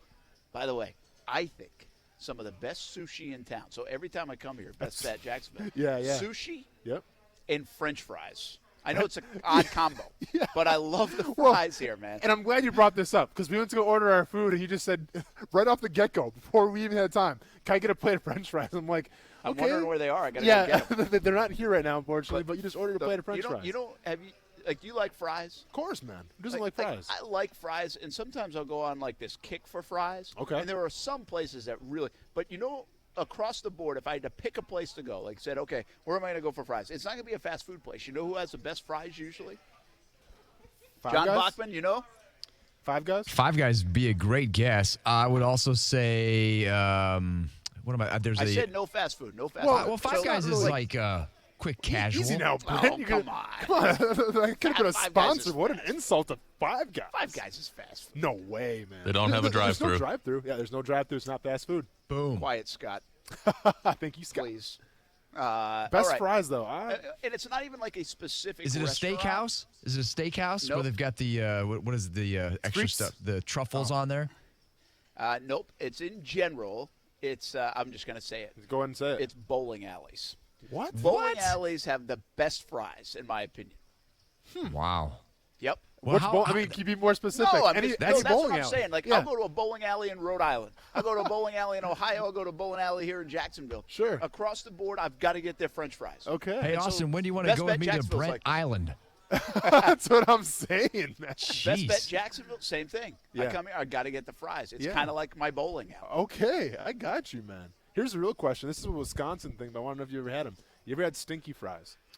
No, I don't So, think. At least I don't so stinky fries, they put sour cream, chives, and they put Parmesan cheese. They sprinkle it on. Delicious, man. You cannot go wrong with stinky fries. Stinky fries. All right, there we go. What Wow. are you stinking up over there today, John Bachman? Well, I got to tell you, before we get to actual news, I can tell you Kuz walked out of here and he said the only thing he wants to do is beat Austin in this card tournament tonight. Hey, good luck. I'm the master of reading people. Two dudes, by the way, the surf shop, the seafood joint, they have a couple of restaurants in town. Two Dudes has great fries. They have like bacon and jalapenos and cheese all over their fries. It's delicious. You know, you go down to like, so Two Dudes is the name of it? Yeah, you've never heard of it? They're over on Atlantic, Seminole and Atlantic is where their first one started, and they've got the surfboard outside there. It's a great local seafood joint, and then they just opened another one down in Ponte Vedra, I think. I'm just getting inspiration here. I mean, do we go half? Well, you can't go half seas, but do we all invest in a food truck that just serves different kinds of fries? Well, that's what I was going to say in St. I'm Augustine. sure it's been done. There's like a little shack down in St. Augustine. I thought I was ahead of the curve. On George Street, you're not ahead of the curve. Okay, well, I tried. Not on this anyway. No, like they have these in the mall some places too. Like just fry places? Yes. Whatever, I don't know man. about right here, We but can I've call been it to the Fry malls. Guys. Okay, I'm done. Okay. But anyway, they do have it on George Street in St. Augustine. Okay. Like you can get all the different kind of fries. Okay. Well, I'm bummed. All right. Yeah, it was a good idea. By the way, that'd be tough for fight camp anyway if you did that. Heavyweight, it's all right. You just got to train a little extra. All right, John Bachman, what you got coming up tonight at 5? I'm not sure if I can transition from fries to the stomach bug, but I'm going to try. Creekside High School. Your Creekside High School is battling a nasty bug today. I was wondering if I was going to have to tell you guys about that, but I guess you already know. So, yeah, we had, officially 20 students and a teacher are out with a bad bug, but we're hearing from people on Facebook that it could be even more than that. A lot of people are chiming in on our Facebook page saying we got the numbers wrong. It's way more than that. So we'll see. I have sources telling me 70 kids sent home yesterday, 6 teachers, and 20 more today. Wow. Okay, well, there you go. Bad, I heard so bad that they had to have class outside for some classes today. Well, it was a good day for that, no doubt. But that's brutal. Because there's been a lot of people sick. Well, and then of course, is it a virus or is it something else? You know, we don't know. We're going to try to find out, but we're working on that. I think this is my fault, by the way. Is it? Yes. Why is that? Well, I may have actually said today. I said it today, literally today, which means I'm going to get the flu in about 10 minutes. Oh. But I said to Steph, I said, it's crazy, and I don't know if it's because I didn't go to London or what. But I have, or maybe some of the dieting or better habits or working out or whatever it is. I don't know what it is. But I have not been sick. And usually I like to lose my voice for like a week. Yeah. You know, you get one of those or definitely the cold sets in or something like that.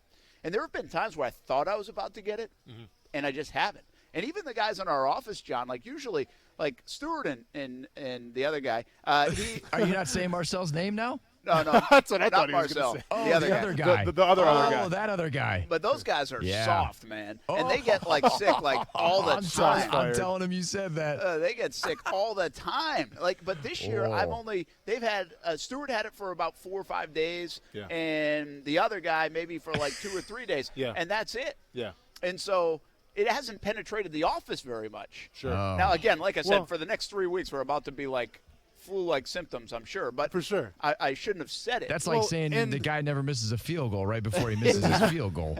And is Creekside, is that your That's school? Adam Vinatieri's problem this year. Yeah, there it is. Yeah. Well, maybe he's got mono. But is Creekside, is that the school that you have kind of in the bet going back and forth? Yeah, that's Martineau's end of the the Bacano Cup. I mean, I don't want to break any news here. I don't want to make any accusations. but it makes you wonder, Brent. It makes you It wonder. is soccer season. It makes you wonder if John Bachman took it upon himself to kind of make sure that the trophy's coming to his corner. Austin, come on, man. Hey, I'm not pointing any fingers. I thought we were Midwestern friends.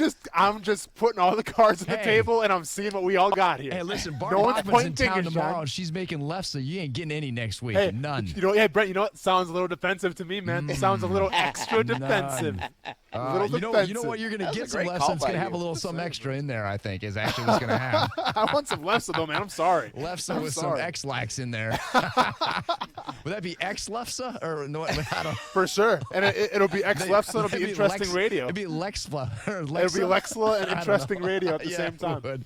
All right. Hey, one last thing, totally changing gears on you, but I know folks in San Marco have really wanted a Publix. Well, a lot of people in San Marco area have wanted a Publix or a grocery store of some kind, and there's a development being proposed there that we've talked about in the past. Well, it cleared another hurdle today, so they are one step closer to getting their Publix in San Marco, which I know a lot of people will be talking about. That's cool. Do you know how many Publix are actually in the area? Any idea?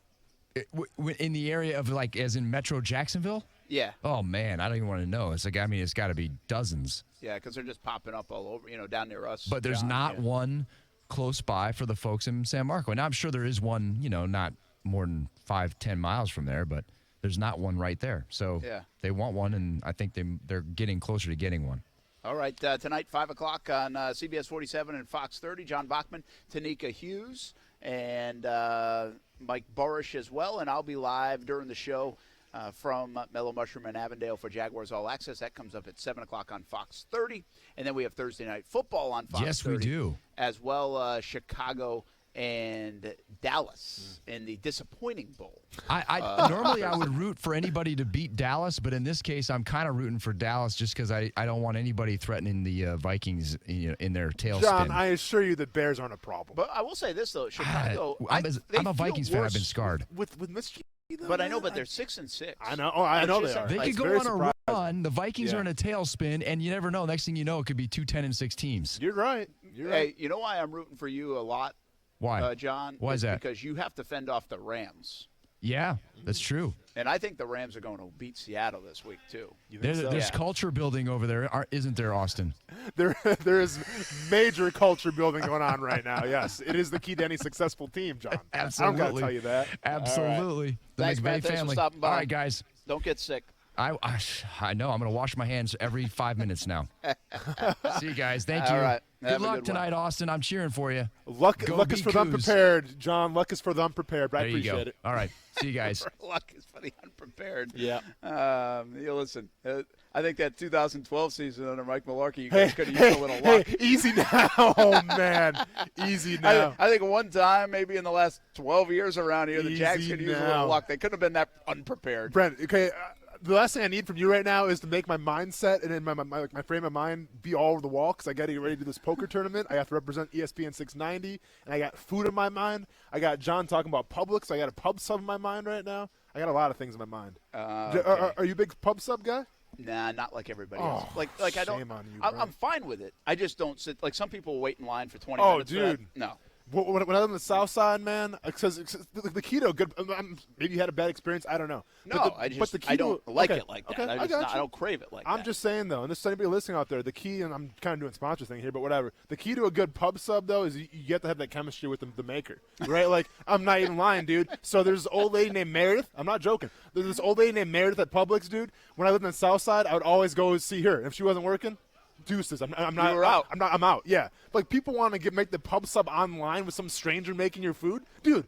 That's Russian roulette, man. It can come out great, it can come out bad. But Meredith on Southside, man, she always kept my pub subs top notch, and I appreciate it. Shout out to Meredith, wherever you are. Can you imagine having to recruit this guy, Ian Shields, as we welcome the former JU Dolphins head coach onto the show on Action Sports Jacks on ESPN 690? Are you listening to this, Ian Shields? I mean, does this come into recruiting? I am that much smarter right now, and I'm looking to get down to the South Side and see the Meredith, or I'm ready to go. Meredith, yes, sir. Her name's Meredith, man, and she's always going to serve you with a smile, guaranteed. Right, we need all the friendliness we can get around here right now. You do. JU Dolphins football program discontinued Tuesday. Of course, we talked to one of your players, actually, Ian, and also we talked to Alex Ricker-Gilbert, the AD, about it. But I know it's still very fresh for you. Appreciate you jumping on and talking about it. How you doing 48 hours later after this news? Yeah, and I'll say this, we're all hanging in there, and the primary job right now is to take care of the guys in the locker room. We had 95 so guys coming back, and so you got a bunch of young players looking for a new home, and they're all jumping in the transfer portal and looking for that next place to keep playing college football. And then we have we'll have a handful decide to stay here and take the university up on their generous offer to pay full tuition for the guys that stay. I don't think there'll be many of those, but there'll be a few. Ian Shields with us. There's so many questions I'd like to ask you, but do you think that gesture they made to the student athletes, which is a very nice one, by the way, which gets kids thinking. We had Derek Stump, it is on, your punter. Yep. And he was certainly thinking of that offer, and I don't know how you can't. I mean, that's a generous offer. I think, at least from what I understand, they're honoring the contracts of the coaching staff. As difficult as a situation this is, do you think the university handled it the best they could have? Where do you fall on that? Well, I mean, you're asking the guy who was just the head football coach. So, I don't think it was handled.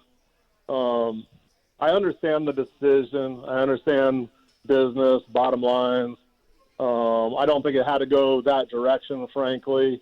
There was other ways to paint that picture, multiple ways to paint that picture and retain football here and the opportunity for young men to play college football here in the city of Jacksonville.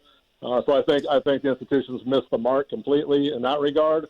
I do think the institution's done well by the kids that are in the program and done well by my coaching staff of not throwing them on the street and giving them time to find the next home, whether it's a coach, in a new job site or these kids, obviously in their next endeavor. Coach, like my co-host Brent just said, we had Derek call in, and he kind of set the scene a little bit, and obviously he was super emotional as he should have been. It's a very trying time to be a student athlete, because do you take the scholarship money or do you keep on living your dreams of playing football? It's definitely a tough decision. But when you guys found out the news, and obviously I'm sure it was unexpected, what do you just tell your players? Is there anything you can really put it into words, or do you just say you're going to be there for them? Can you kind of take us in the locker room a little bit and kind of tell us what you said to him? Yeah, well, I can give you the quick, the bullet points, because you're not going to have me on the show long enough to get too deep into it, obviously. Or I could talk for a couple of weeks on the subject, obviously. But, we noticed we were caught pretty flat-footed. I was texted by the president at 8 o'clock Monday night. I figured that probably wasn't great because we hadn't talked a whole lot or texted a whole lot in the last 4 years. So, I knew that wasn't going to be a great meeting. I thought what they did was a possibility at that point. I was told at 8:45 in the morning. The team was told at 9 a.m. in a different room, and my staff was told at 9 a.m. in a different room. So we didn't have a chance to address the team before it happened, and I wish I could have had a chance to soften the blow for them. But later in the day, we did get the whole team together in the locker room at noon and just told them we'd be there for them. We're putting a prospect list together, contact information. If they choose to stay, they all knew that option, obviously, is a tuition scholarship. It's not a full ride. They still got room and board and books to pay for if they stay. And there's challenges. You got kids living off campus that are in leases and stuff. And, there's things that haven't been quite thought all the way through for every kid on the roster, obviously. So there's a lot of challenges attached to that. And there's young coaches with, I think I got 8 children under the age of 3 on my staff. Other kids in junior high and high school, and like I said, it's difficult. It's painful. People don't understand what all goes through something like this, and hopefully nobody ever has to go through like this at any other schools. But it's a trying time to say the least. But like I said, we'll all come out of this on the other side, and hopefully get in better situations where there's more support. Coach, obviously the news of the football team not being there anymore was by far the most frustrating thing, but after the fact, would you say that the most frustrating aspect of it was the fact that you couldn't tell your guys right away what was going on? It came from somebody else? Because I'm reminded, and I went to Murray State University, And my senior year, our coach got let go, and they just let him go, and he couldn't talk to us anymore. So, like, as from a player's perspective, we're in the locker room not being able to talk to our coach, and it was a frustrating experience for all the players in that locker room. I can only imagine it was amplified just from the standpoint of, you're not going to have football anymore there. Yeah, I would really echo your sentiments there. And to add on to that, I think what people don't realize, what especially administrators don't realize, that have really never been in the fire, been a coach, or in some of those cases ever been a player, what they can't appreciate is how deep those relationships are that are formed in the locker room with coaches and teammates. You've been in people's houses on official visits, the families, and you become a family. And so these relationships aren't superficial. They're deep and they're meaningful and they're real. And that's the part that hurts me the most and our staff and the kids the most is, you just had your family torn apart. And that hurts. And it's not a bunch of casual acquaintances in that locker room. It really is. We've developed a true brotherhood and something special. And that's the part that pains me the most because we've got a bunch of great young men that are really hurting right now. Absolutely. Ian Shields, former JU football coach here on Action Sports Jax on ESPN 690. We're live at the Bestbet Jacksonville. Got a charity event coming up tonight. Brent Martineau, Austin Lane. Obviously, the JU football program discontinued on Tuesday. Stunning news around here in Jacksonville. All right, a couple quick hitters for you, Coach. What's next for you? I know you're going to try to take care of everybody else. That's part of your job, to think about everybody else first.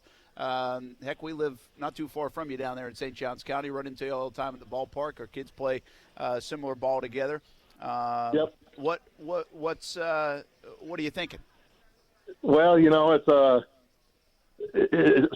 right now, like you mentioned, my first part is take care of the young men on our team and get them homes, as many that want to keep playing, try and find them a home at the right level, and then help my staff is part two, and get them new homes and, get to the convention and find employment for everybody. And then I'll take care of myself. And, I got some time. It's kind of like that E+R=O. You got the event that happens, you got your response to it, and that's going to determine the outcome. And right now I'm pressing the pause button before I respond. I just need to take a deep breath, pause, and then go find the next opportunity. And there'll be no shortage of opportunities. And like I said, I'm looking forward to the next opportunity, wherever it is and whatever role it's in. I'm looking forward to being a college football coach. Does this that's interesting you say that, because I wonder if these kind of moments, it's a tough gig sometimes for you guys. I know everybody says, college football, I'd love to do it. Listen, it's a grind. Yes. Moving your family around. You've been all over the place. I mean, I could list the 10 places, even more, that you've been in your coaching career. Is there any part of this, anything entering your mind right now that says, you know what, maybe this is a sign to get out? Maybe it's this kind of sours you to the point where it's like, you know what, it's time to maybe do something else. Anything like that cross your mind? Sure. I mean, I think everything crosses your mind, and you do get tired of. That's the thing. That's one of the things that also hurts with this situation is we really sunk some roots here in the last 4 years in this community. Family loves living here in Jacksonville. My boys, out of 3 boys, they're all in great situations individually and with their quality of education, their athletic endeavors, if they're involved in those. So, like, the family's in a really good situation. And that's what's tough here. If I take that next job, I'm pulling them out. And that's what college coaches and obviously NFL coaches, if they get compensated enough, they can handle it, Yeah. People think at this level of college football, it's not like Alabama or Florida where people are making $3 million a year or coordinators making $1 million a year. Position coaches are making $400,000 a year. That's not the case at the FCS level, and certainly here at JU. So, these guys are living. Most of my guys are living paycheck to paycheck. So it's tough. You got to find the next gig and move your family and get new schools and find a new dentist and a new doctor. And I mean, people don't understand what goes on behind the scenes. The wives got to make new friends. There's some real challenges associated with the position. It does make you scratch your head sometimes. But also, you kind of know what you get when you sign up for this. It's a volatile industry. It's a competitive industry. And, it's kind of like being in the armed forces. You're going to move every few years. You don't quite have the benefits of the armed forces, but it's probably not as dangerous, obviously, or serious. Yeah, we got to get rolling in a minute. I don't want to keep you too much longer anyway, but what should they have done? for the football program in your mind? It goes all the way back, I think, to the Big South, right? In terms of, should they have made it a scholarship program? Should they? What should JU? There's no Where did question. they falter? There's no question, Brent. There's no question on my mind that the Jacksonville University should be a location for scholarship football. There's a niche here in Jacksonville. If you put money into it, if you branded it, but college football, you have to be all in or out. But when I took the job, Brent, that's what I was promised. I was said, hey, we're going to be in the Pioneer Football League in 2016. We're going to be transitional in 2017 and 2018. We're going to be in the Big South Conference. That was what I was told. That's why I took the job. Obviously, none of that came to fruition, and everything got worse, frankly, as far as those financial aid packages, the support for football. And obviously, the results speak to that, and the budget certainly speaks to that. Or anything else, it just wasn't optimal to produce a winning football team because, frankly, the football program was suffocated here over the last 4 seasons.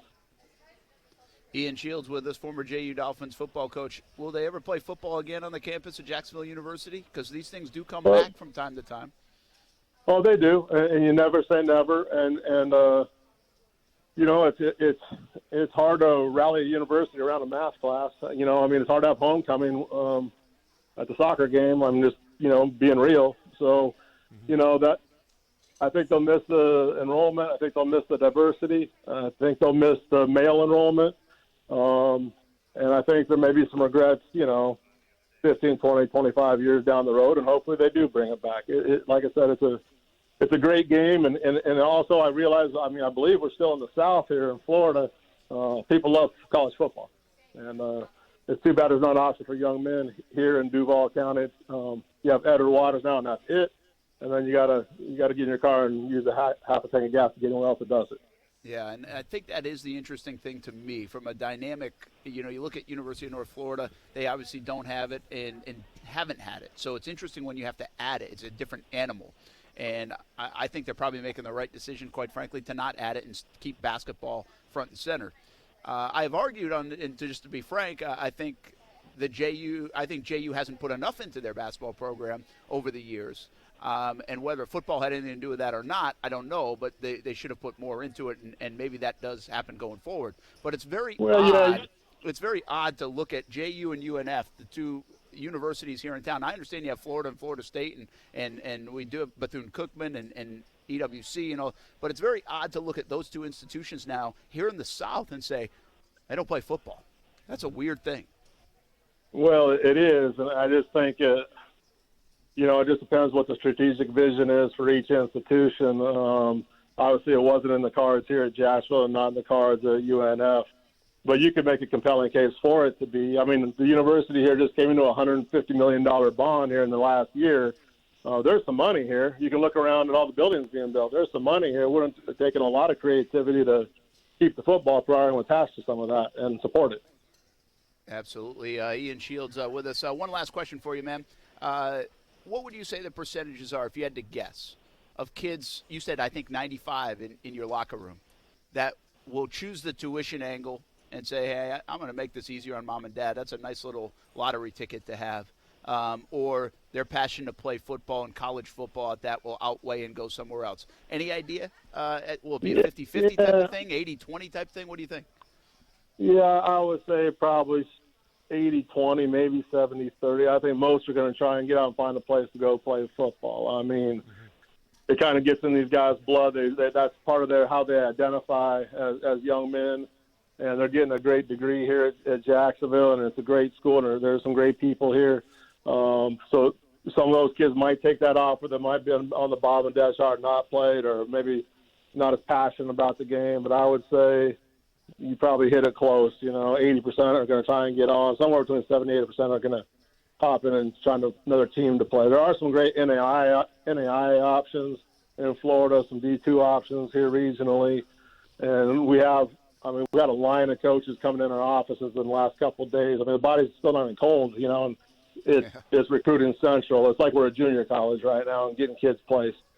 Well, do your best to help those kids. I know that's first and foremost, you and the coaching staff and the kids as well. You want to say something? Well, I was going to say, like, I mean, obviously, yeah, the scholarship, it is a great offer, Brent, you know, and I'm sure it kind of releases some of the financial burden on those kids' parents or even those kids in general. But at the end of the day, and Coach can attest to this, I mean, the memories that you make playing football, and it's only for a short period of time, those memories, man, are priceless, and you cannot put a price tag on those. Absolutely, and I'm going back and forth in my own mind because I tell people I played Division II baseball, man, Yeah. Ashland, Ohio. Nobody ever even heard of it. It doesn't Sure. matter. Yeah. I wasn't as great, but it was awesome. Yeah. And I tell people all the time, I tell kids all the time, whatever, go find if you want to still play ball, go find a place to play ball. Absolutely. It doesn't have to be at Florida. It doesn't Yeah. have to be in the ACC. Yep. It can be anywhere, but go play ball. That was it. Yeah. I got 4 more years to play enough ball said. and have fun and being on a team and creating memories, Yeah. new friends, all those things. So I get it. I'm not saying I'm not sure which I would do. Sure. And I'd be in that similar situation. If they had canceled baseball, would I have stayed?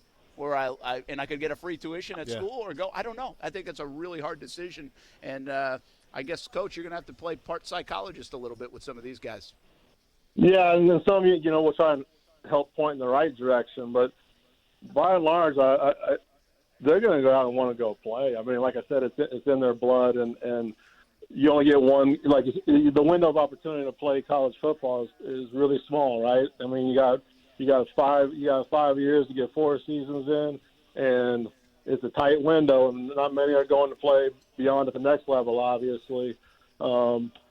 Some guys would get out here and we'll get a full ride out of this, you know. Like I said, we're going to help them through it. That's job one right now. Is let's put our heads down and get everybody placed with the best situation they can get in. And then, like I said, some will stay here at JU and take them up. And like I said, I'd venture to guess there's 15 to 20 of those kids that may do that. Well, Coach Ian Shields, I imagine the fire's still burning in the belly right now after the news of the last 48 hours. And I appreciate you coming out and talking to us about it and handling it the way you did. I'm not sure I could have, but it's a really tough spot. Good luck, obviously, to you and your family. We'll talk soon, but good luck getting all these guys in the right places and everybody making the right decisions. And happy holidays to you. Best of luck for the next couple of weeks. You bet, Brent. I appreciate you guys having me on. And like I said, it's a tough situation, but you haven't heard the last from our staff or these Dolphin players. They're gonna resurface, and you're gonna hear about them in some other spots. Awesome, man. Thanks for joining us. We appreciate it. Good luck with everything. That's Ian Shields, JU Dolphins coach, and I think probably about 4 or 5 minutes ago in that conversation, that's where you really got the nuts and bolts of it, and you could feel you could feel it, you could hear it in Ian's voice, and very respectful in doing it all, but obviously he didn't see this end coming. No. Not when he signed up for the job. And there's a lot of folks that say they should have gone the other way. Sure. And that will be debated for a long time. Well, and I think it will be debated within JU circles. He for a didn't long see time. this coming, Brent, and I think he was a little, a little mad that the way it all turned out. Where he Absolutely. couldn't And he tell should his be. players, as he should be. Listen, I'd be he, pissed he, off. he wasn't the guy to break it to his players. I man. like a lot That's- of people over at JU. Yeah. And I I'll think be they honest. understand that. I'd be pissed off. That's the wrong way to go about. In my opinion, that's the wrong way to go about business. I mean, the coach should have been the one to break it down to his players. 'Cause Yeah, and that's interesting they from have your that point bond. of view there. Absolutely, Yeah. man. And that does mean a lot to a team. Yeah. It I mean, does. and this isn't a coach that was getting let go. This is the team that was getting disbanded. It's different, man. That coach had every single right to tell his players they're not playing football here anymore. We'll come back, talk about the Jaguars a little bit more and other NFL games going on, including that Dallas-Chicago game. I wanted to get a thought or two in on that. One more hour to go from the Best Bet Jacksonville here on ESPN 690. Thanks for hanging out. New flavors and a rating that would make men jealous. Hey, everyone, this is Austin Lane. And I'm Brett Martineau. Vita de Louis recently got a 98 rating. It's new, and it's getting rave reviews. Made in Tequila, Mexico, and shipped directly to Jack's Beach. Vita de Louis is available in 3 flavors. And those flavors are Blanco, Reposado, and Añejo. Try all 3. Make your own recipes with Vita de Louis Tequila, one of the smoothest tequilas you will ever taste. For merchandise and more, visit VitaDeLouis.com. Trust, tradition, and quality. A winning combination to feel good about your home. Sometimes it's just that time to replace your roof. Or maybe you need to fix your roof after a recent storm. Hey, everybody, it's Brent Martineau of Action Sports Jacks. And there are so many roofing companies in the area. But which one can you trust? Let me tell you about my friends at Jack C. Wilson Roofing Company. Trust a family-owned business with owners that grew up right here in Jacksonville. Talk to the owners directly. Get free estimates. And you can trust Jack C. Wilson Roofing to walk you through each step of the process. Tradition? Jack C. Wilson is a name you know. The longest-standing roofing company in Northeast Florida. They have been repairing and replacing asphalt shingle roofs since 1946. How about quality? A roof you will tell your neighbors about. Quality from start to finish, shingle by shingle. You can request a free estimate at jackcwilsonroofing.com. It's the first name in Jacksonville roofing. And make sure you let them know Brent Martineau sent you. Tax problems can be extremely stressful and cause financial devastation. The tax attorneys at J. David Tax Law are right here in Jacksonville to be your personal advocate and resolve your IRS or state sales tax issues. J. David Tax Law focuses on your needs and case outcomes. Don't be fooled by these big out-of-town tax companies that only focus on getting you to sign up and pay without even working with an attorney. At J. David Tax Law, only highly experienced tax attorneys will represent you. Get the help you need with tax debt, payroll taxes, bank levies, wage garnishments, tax liens, and unfiled returns. If you have federal or state sales tax debt, have a sit-down with J. David Tax Law. Never trust your tax situation to anyone you can't walk in and look in the eye. Your first step is a no-cost consultation. Call J. David Tax Law at 904-507-4777, 904-507-4777, or go to jdavidtaxlaw.com. The most wonderful time of the year deserves the most wonderful sale of the year. And for that, you got to go see Arlington Toyota, where you can still get huge Toyotathon savings and pay up to 50% less on remaining 2019s. With over 1,000 new and used on the lot every day, that's a whole lot of Toyotathon savings happening right now at Arlington. How about a 2019 Toyota Corolla? It's not $16,995. Now it's only $12,481. That's $12,481 for a pre-owned 2019 Toyota Corolla at Arlington. Got to have a 2019 Toyota Tacoma? It's not $24,575. No way. Now it's just $28,991. Just $28,991 for a pre-owned 2019 Toyota Tacoma at Arlington. Plus, you're going to get all the rewards and benefits of the Arlington Toyota $5,000 Advantage Club with your purchase. Toyotathon is on, but it won't last forever. Get in today and pay up to 50% less on remaining 2019s at Arlington Toyota. In person at 10939 Atlantic Boulevard and online anytime at arlingtontoyota.com. Visit arlingtontoyota.com/Toyotathon for offer details. Action Sports Jax on ESPN 690. And we'll continue to talk about Leonard, but he hammers people on Twitter. Heck, if Doug Marrone was on Twitter, he'd probably rib him too. Yeah. I mean, it's he can get away with it. Catch Brent and Austin weekdays 3 to 6 p.m. on ESPN 690 or ESPN690.com. Broadcasting live from the ESPN 690 Anajar and Levine studios. Anajar and Levine Accident Attorneys. Call 904-600-4000. That's 904-600-4000. ESPN 690. Jacksonville's home for ESPN Radio. The Stephen A. Smith Show. I don't know what would make him think I would care about it. I don't give a damn whether I'm blocked on Instagram or not. Not like I tried to Instagram him directly. Anybody thinking about trying to post something on his page? The Stephen A. Smith Show. Weekdays at 1 on ESPN Radio and the ESPN app. WOKV Jacksonville. Listen live everywhere you go on ESPN690.com. ESPN 690, a Cox Media Group station. East, if you're leaning to no one, it's okay because that's kind of what it looks like right now. The Cowboys sitting at 6-6, coming off the Thanksgiving Day debacle at the hands of the Buffalo Bills. They're one game up on Philadelphia, however. The Eagles had a terrible performance last Sunday in Miami. Dallas gets another game tonight on Thursday Night Football. They're taking on the Chicago Bears. ESPN's Emmanuel Acho on how big this game is for Big Dave. The Cowboys are playing with fire, and they've been playing with fire the last several weeks. You do not want the entirety of that division to come down to that one game in Philadelphia where crazier things have happened with a crazier fan base. Dallas is 6-6, so too are the Bears. They're third of the division, 2 back of the Vikings for the final playoff spot. The Cowboys are 3-point road favorites. Colts kicker Adam Vinatieri battling a knee injury as of late to go along with the worst season of his career. He said today he's not sure if he's going to play again this season. Second round of the Hero World Challenge is in the books in the Bahamas. Patrick Reed is your leader at 11 under par. But Tiger Woods, a story today, fired a 6 under 66. He is sitting right now 6 shots off the pace. Select Craftsman tools are now available at Napa, like a Craftsman 20-volt cordless impact wrench kit for just $49.99. Quality parts, helpful people. That's Napa know-how at participating Napa Auto Parts stores while supplies last. Offer ends 12/31/19. Brent Martineau. You see him every day on CBS 47, Fox 30, Action Sports Jags. Austin Lane. He's a former Jag star and current MMA fighter. Broadcasting live from the Anna Jar and Levine studio.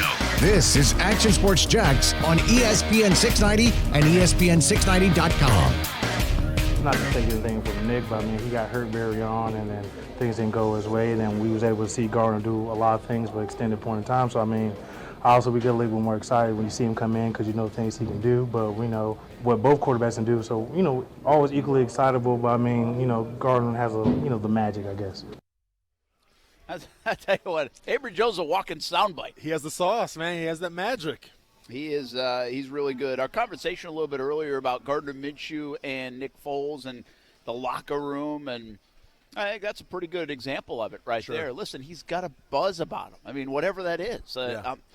For the next 5 years, or will you measure their careers? And if you ask players, will Minshew win a Super Bowl?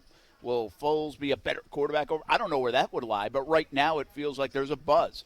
And when the coach says it's dead on offense, and you could feel it in the building, and then all of a sudden Minshew goes in, I think that even can't be lost on the players. They felt that as well. Can you please do me a favor? Because we're talking about Avery Jones again. The guy owes me some money. We've been over that. But the next time you're in the locker room, can you please find his Rolodex of the quotes that he uses from that Rolodex? Because when I played with him, when I trained with him, none of these quotes are coming out of his mouth. So I don't know where these are coming from. It's got to be some kind of Rolodex, some kind of app that he's using. But I want answers, Brent. Yeah, he's good. He's great. He's good. Not sure where it came from, but he's been a win great. or lose guy. He's good. Yeah. And we do this good guy award in the locker room from the media. Oh, that's nice. And last few years, I think Ryan O'Halloran might have started it up. Excuse me if he wasn't the one, but I think he did. Well, it wasn't Jalen Ramsey, obviously. Jalen Ramsey has never won the award. Who was the one last year? Who won it? Calais is a two-time winner. Wow. 2 in a row. And I don't know who won this year. Okay. And I might have done the old Heisman thing, where you would give it to the career guy.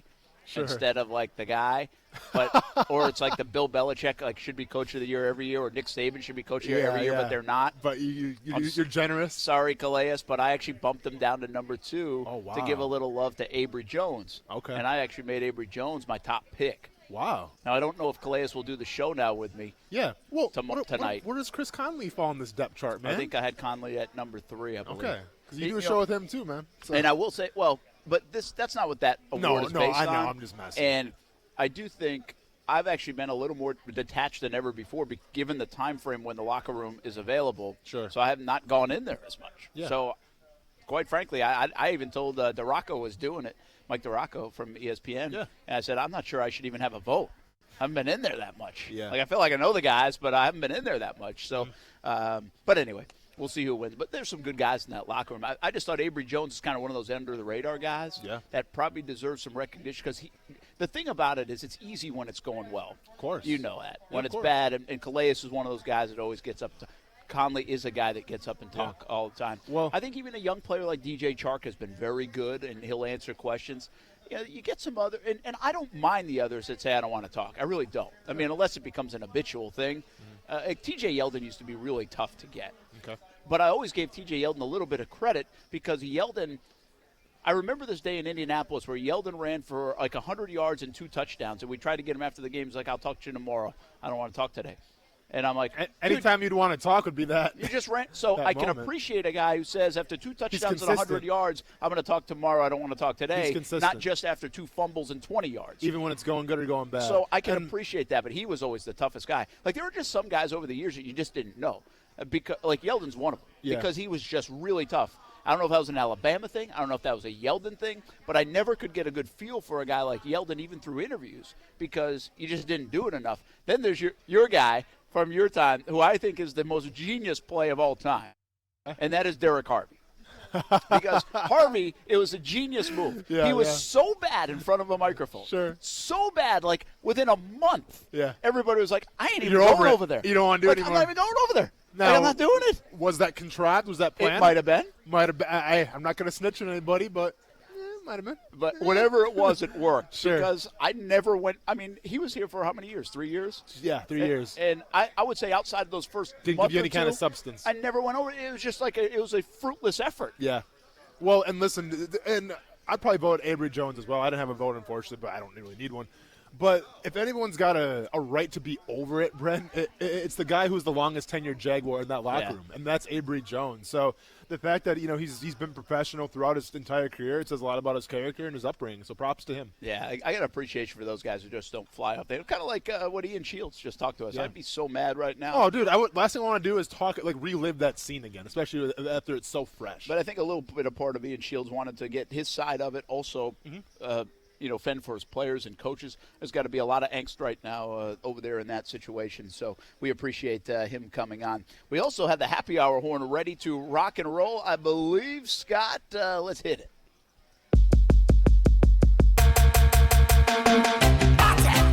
Can't make nobody come between us. Can't make nobody come between us. Oh, cherry baby. As the careless party now begin, see the beautiful ladies marching in. There's enough for everyone to win. We're gonna make this party the best thing happening. This is my favorite place. Nothing will replace, no. Nothing. Anything goes. Gangsters rolling, half face smiling. It's all about think of the rhythm what you're drinking. Anything goes. Hey. Grab a drink, get a shot, tip your star tender. Yeah, wash down some of that sushi. Yeah. There at Bestbet. Jax, you can certainly do that, and you can do it with a little tequila. Vita de Luis. VitaDeLuis.com is the place to go. Recently a 98 rating, and by the way, the new flavors, Reposado and Yeho, got a 94 rating right out of the box. That's really big stuff in that world. So go buy yourself some Vita de Luis tequila. Great gift as well for the holidays. Made in Tequila, Mexico, shipped directly to Jax Beach. Make your own recipes with Vita de Luis tequila, one of the smoothest tequilas you will ever taste. Once again, VitaDeLuis.com, the place to go. How about the sushi, by the way? Oh, fantastic sushi. You know what? The fries, pretty on point. There was mixed reviews from a lady who came. I snuck one. You didn't see me, but yeah, pretty legit. Have more. But buddy, you said that somebody was disputing. She was kind of calling you out a little bit, man. She was. And you know what? Well, fine. Pretty good fries. I'll take the fries. But it's funny, so you know the quote I always say is grab a drink, get a shot, tip your star tender. Yeah. And I've told this story where that originated from a bar in Eau Claire, Wisconsin. Yeah. Well, then during the break I told you about, I was watching this GQ interview with Aaron Rodgers and Bon Iver. His name's Justin Byrne. He's the lead singer of Bon Iver. Now, you didn't hear Bon Iver. That's okay. Step your game up a little bit, Brent, but that's okay. I had no idea. I still don't know what you've said. Bon Iver. Okay. Anyways, but it was the lead singer, Justin Vernon. They're doing this interview, and at one point, because Justin Vernon's from Eau Claire, Wisconsin, Aaron Rodgers says, have you ever been to the Pickle, which is the bar that originated at. So they actually had about a 3-minute conversation about that bar that I was at where I got the quote from. So Aaron Rodgers has been there before, and spoiler alert, he said he's going to go back in the offseason. And it's Eau Claire, Wisconsin? Eau Claire, Wisconsin. When are we going? See, here's what we're doing. We're planning a little trip, maybe. Yeah. It's a little getting ahead of things. Yeah, but last year we did last year the goal was to do a little alma mater day. Exactly. Right? Yeah. And so we're like, okay, we'll have some fun. We went down to Flagler. Yep. Coos confessed to plagiarizing to the school president. He did. We've done Murray State pretty much every single episode. John Morant, Quincy Williams. There really hasn't been enough Ashland University on the show, but there's been enough. Yeah. There's been enough. Okay. And so next year I'm thinking, well, let's go to the hometowns. Let's do it. I want to go to the 40. Let's do it. Oh, you want to go to the 40? Yeah. Okay, well, and this is the thing, Brent, because we talked about it a little bit, where the Jaguars are supposed to play in Green Bay next year. And what a perfect time to kind of kill two birds with one stone. Get there a little early. We can go to the 40. Depending on when it is, we can go skiing a little bit, do a little snowboarding. We can go to the taverns if you want. We can do a lot of things, man. Yeah, so we're debating, right? We're like, exactly. We got to see when the schedule comes out in April. Yeah. So, and if it fits, maybe we go a few days early. Yeah. I haven't told the guys in the office this yet, so I'm not sure how this is going to go over. Sure. Yeah, but we're probably thinking out loud. Run it by them first. Is like, yeah. No, I don't have to run it by them. Okay. This is the way we're doing it. Okay, I got That's what I'll tell them if it comes to that. Oh, man, but I can make out a whole list of things that we can do. I just got to figure out how long we go, and then maybe we make a venture toward Rhode Island. I like that, man. I don't even know where we'd go. I would have to really think about that. Sure. You guys got like a mall in Rhode Island we can hit up, and that's about it, or what? Providence Place Mall. Okay, because I'm not gonna lie, I hear Rhode Island, and I don't know what you guys are really bringing to the table. I'll be honest. Well, there's Newport. Okay, is that the? That's. Do we make cigs there? I mean, honestly, I don't know what Newport is. You've never heard of Newport, Rhode Island? I don't think so, man. I'm sorry. Really? Do they make the cigarettes? No. No, I don't think that's what Okay. it makes. Well, Maybe that's what's- Newport News or Okay. Newport Beach. or Well, Newport, what is the Newport? What is that? It's like I would say like Charleston, South Carolina, Okay. or St. Augustine. Okay. Kind of like place. So people are going to spring break in Newport, Rhode Island? Not spring All break. the kids are summer getting break. out? Okay, I got you. Okay. It's a little too chilly in the spring. Fair enough. And maybe we do have to go to Newport, Oh, Rhode we Island. definitely got got to to go. You're painting the picture. I'm trying But we'll see. Anyway, Yeah. we got to figure that out. Maybe go a little hometown swing in Yep. 2020. Thought that would be kind of fun. Is this game tonight going to be any fun? Chicago and Dallas. Yeah. Disappointment Bowl. I'm love telling you, man, Dallas. They're my Super Bowl team. Yeah. And by the way, I'm not giving up on that yet. You haven't hit the panic button yet? No, I'm at the panic button. but I'm not Okay. giving up on Okay. it. All you got to do is Maybe get you in. Hey, maybe you should though. All they got to do is get in and then decide maybe we should play some decent football with the stacked roster that we have. Absolutely. I mean, are you kidding me? Why are they in this situation with this roster? You know, and listen, I don't want to use the excuse of injuries on the offensive line, but they've had some. But you look at that roster top to bottom, Brent, and there's way too much talent to be middle of the pack right now. You know, Dak Prescott, who we thought was going to be the $100 million man in the start of the season, he's regressed a little bit. And I think teams are just kind of getting hip to the game right now. You know, you have a very young offensive coordinator calling the shots and everything, and he came out swinging for the fences, doing well. But I think ever since that Saints game, it seems like teams are starting to get, a little more keyed in on them, and they haven't looked the same after that Saints game. So from that perspective, Brent, yeah, I mean, can the Cowboys turn around? Absolutely. Will they? I don't know. Honestly, I still like the Eagles. I really do. The funny thing is, usually you get a team like Chicago, sure, right? That will all right. They're disappointing, and some people probably could say it's predictable. Well, their quarterback play has been sketchy. He's playing a little bit better as of late. Yeah, but their quarterback play is sketchy. Where they took him, I mean, it's kind of like the Blake Bortles effect. It feels like a little bit. They are riding that out a little bit like that, right? Yeah. I mean, shoot, I feel like Blake almost made more plays. He just didn't make as many. Trubisky doesn't make as many mistakes. Sure. I'm not sure Trubisky makes plays that often. Maybe he should make some mistakes and try a little bit, man. I mean, yeah, they don't do much with that offense. So they're disappointing, and you can kind of point to the QB. What's interesting is if you look at some of Dak's numbers, like he'll have a game and throw for 444, and so it's not like Dak. It's like Dak hasn't hit this major slump. He may be kind of playing in the shadow of that contract that looms. Yeah. But they haven't been hugely hit by the injury bug. There's really no way to finger point why they've been so bad. And it's interesting because Jerry Jones, after they lost to the Patriots, yes, he goes crazy. And for 4 straight days, he's got talking to the media and trying to correct himself and trying to support Garrett, which is and such it became a wrong such thing a to distraction. do. Yeah. Now, sometimes when you do those things, it's kind of like a message, and I think in the past, like teams like the Cowboys have responded to it.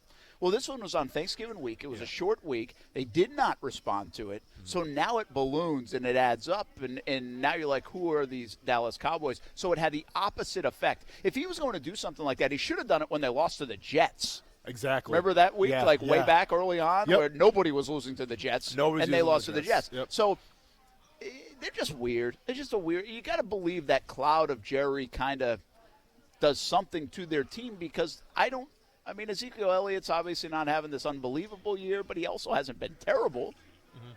So it's really I just can't pinpoint why they're not good. No, and listen, I wish I had the answer too because I'm not going to use the injuries as an excuse. It's just that they're not playing good football, and then that falls as a cohesive unit. And the Chicago Bears, all things considered, they're a year off of making the playoffs and, just a field goal away from advancing on. The Bears haven't done much either. And I think with the Bears, obviously, their identity, their calling card was their defense. And their defense has kind of let up a little bit this year, especially in the run game. They're giving up a lot on the ground, and I get it. Vic Fangio is gone now, and they entered Chuck Pagano.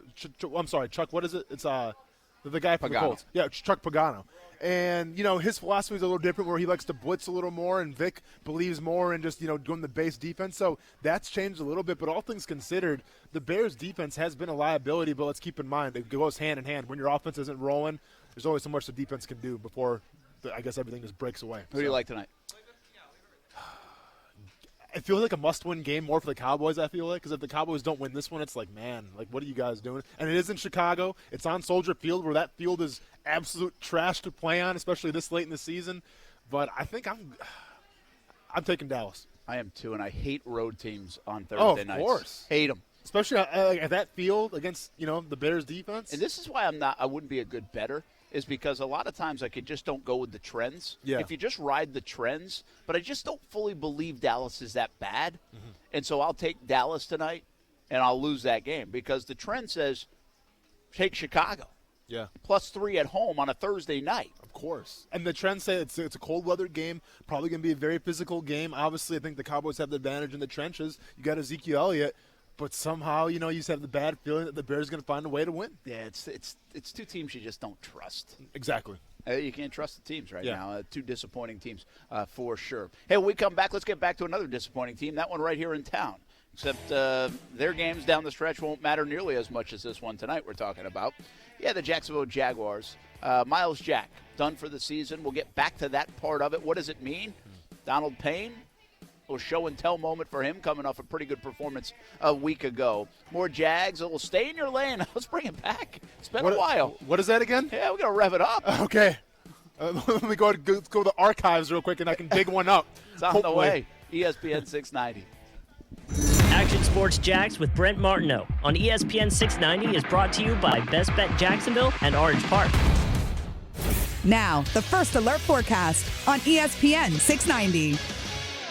Sweaters and jackets tonight under fair to partly cloudy skies. Temperatures will drop into the lower 40s. From the First Alert Weather Center, I'm Action News Jax Chief Meteorologist Mike Burrish. The Weather Center is brought to you by Beard's Diamonds, where now through December 24th, you get 20% off everything in the store, including loose diamonds, only at Beard's Diamonds. If you're buying diamond jewelry this holiday season and you haven't shopped Beard's Diamonds yet, stop before you pay too much. Now through Christmas, you'll save an extra 20% off Beard's already guaranteed low prices. In the St. John's Town Center. Or at beardsdiamonds.com.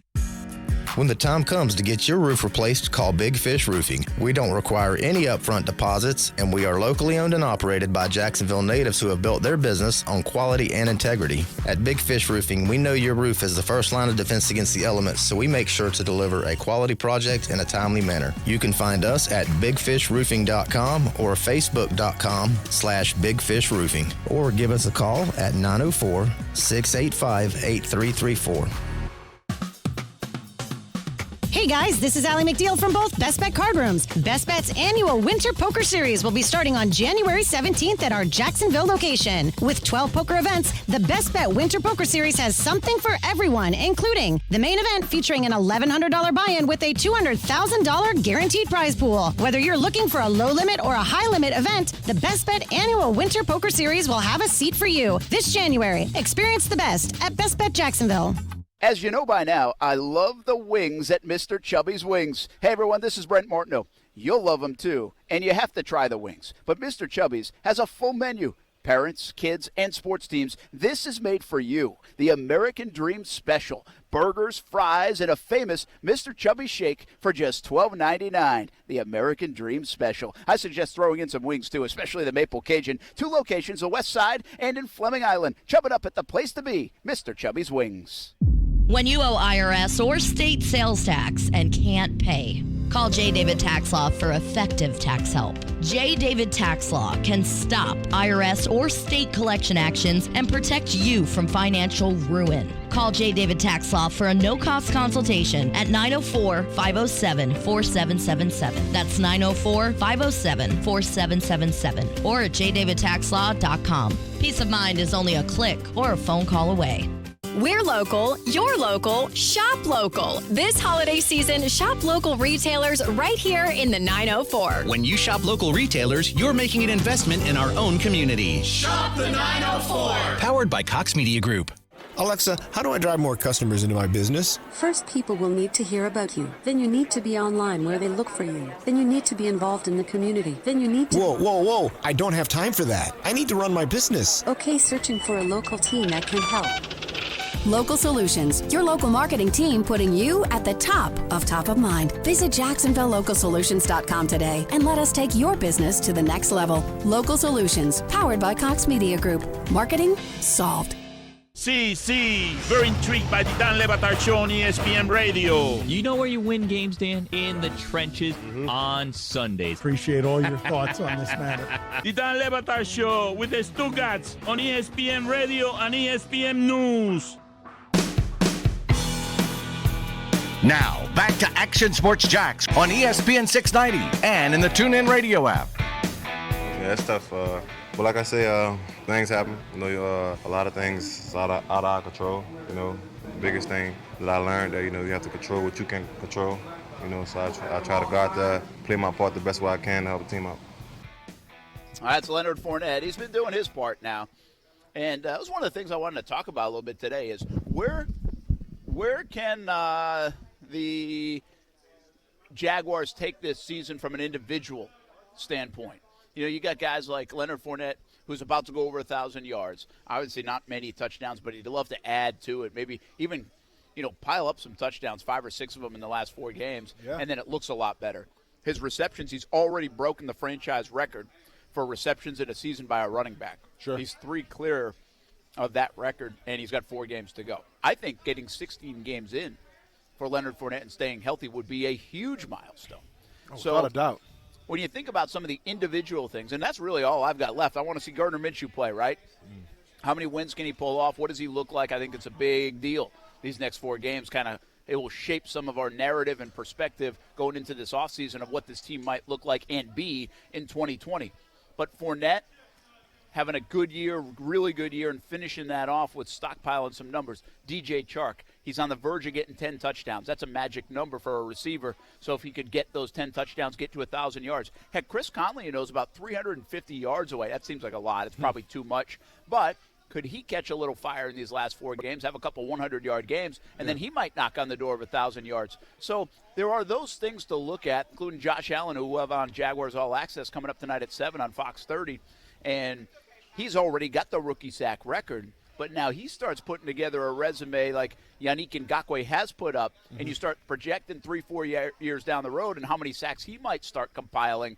Well, he's laying the groundwork for that. He could really run away with this rookie sack record with 4 games to go, and he's got 9. Yeah, without a doubt, man. And listen, I think we were all high on Josh Allen when he got drafted. We knew he would be something special, but we got to keep in mind a lot of that specialness, it comes from playing with guys like Calais Campbell. It comes with guys playing with like Yannick Ngakoue, where if you're a rookie and you're still trying to learn your techniques, you're still trying to master your pass rush moves. Well, having that offensive line, having the offensive coordinator have to worry about other guys on that team, and you kind of just go by the wayside, even though you're a beast for a rookie, that's an advantage a lot of guys don't have. So from that perspective, yeah, it is great to be Josh Allen, what he has around him.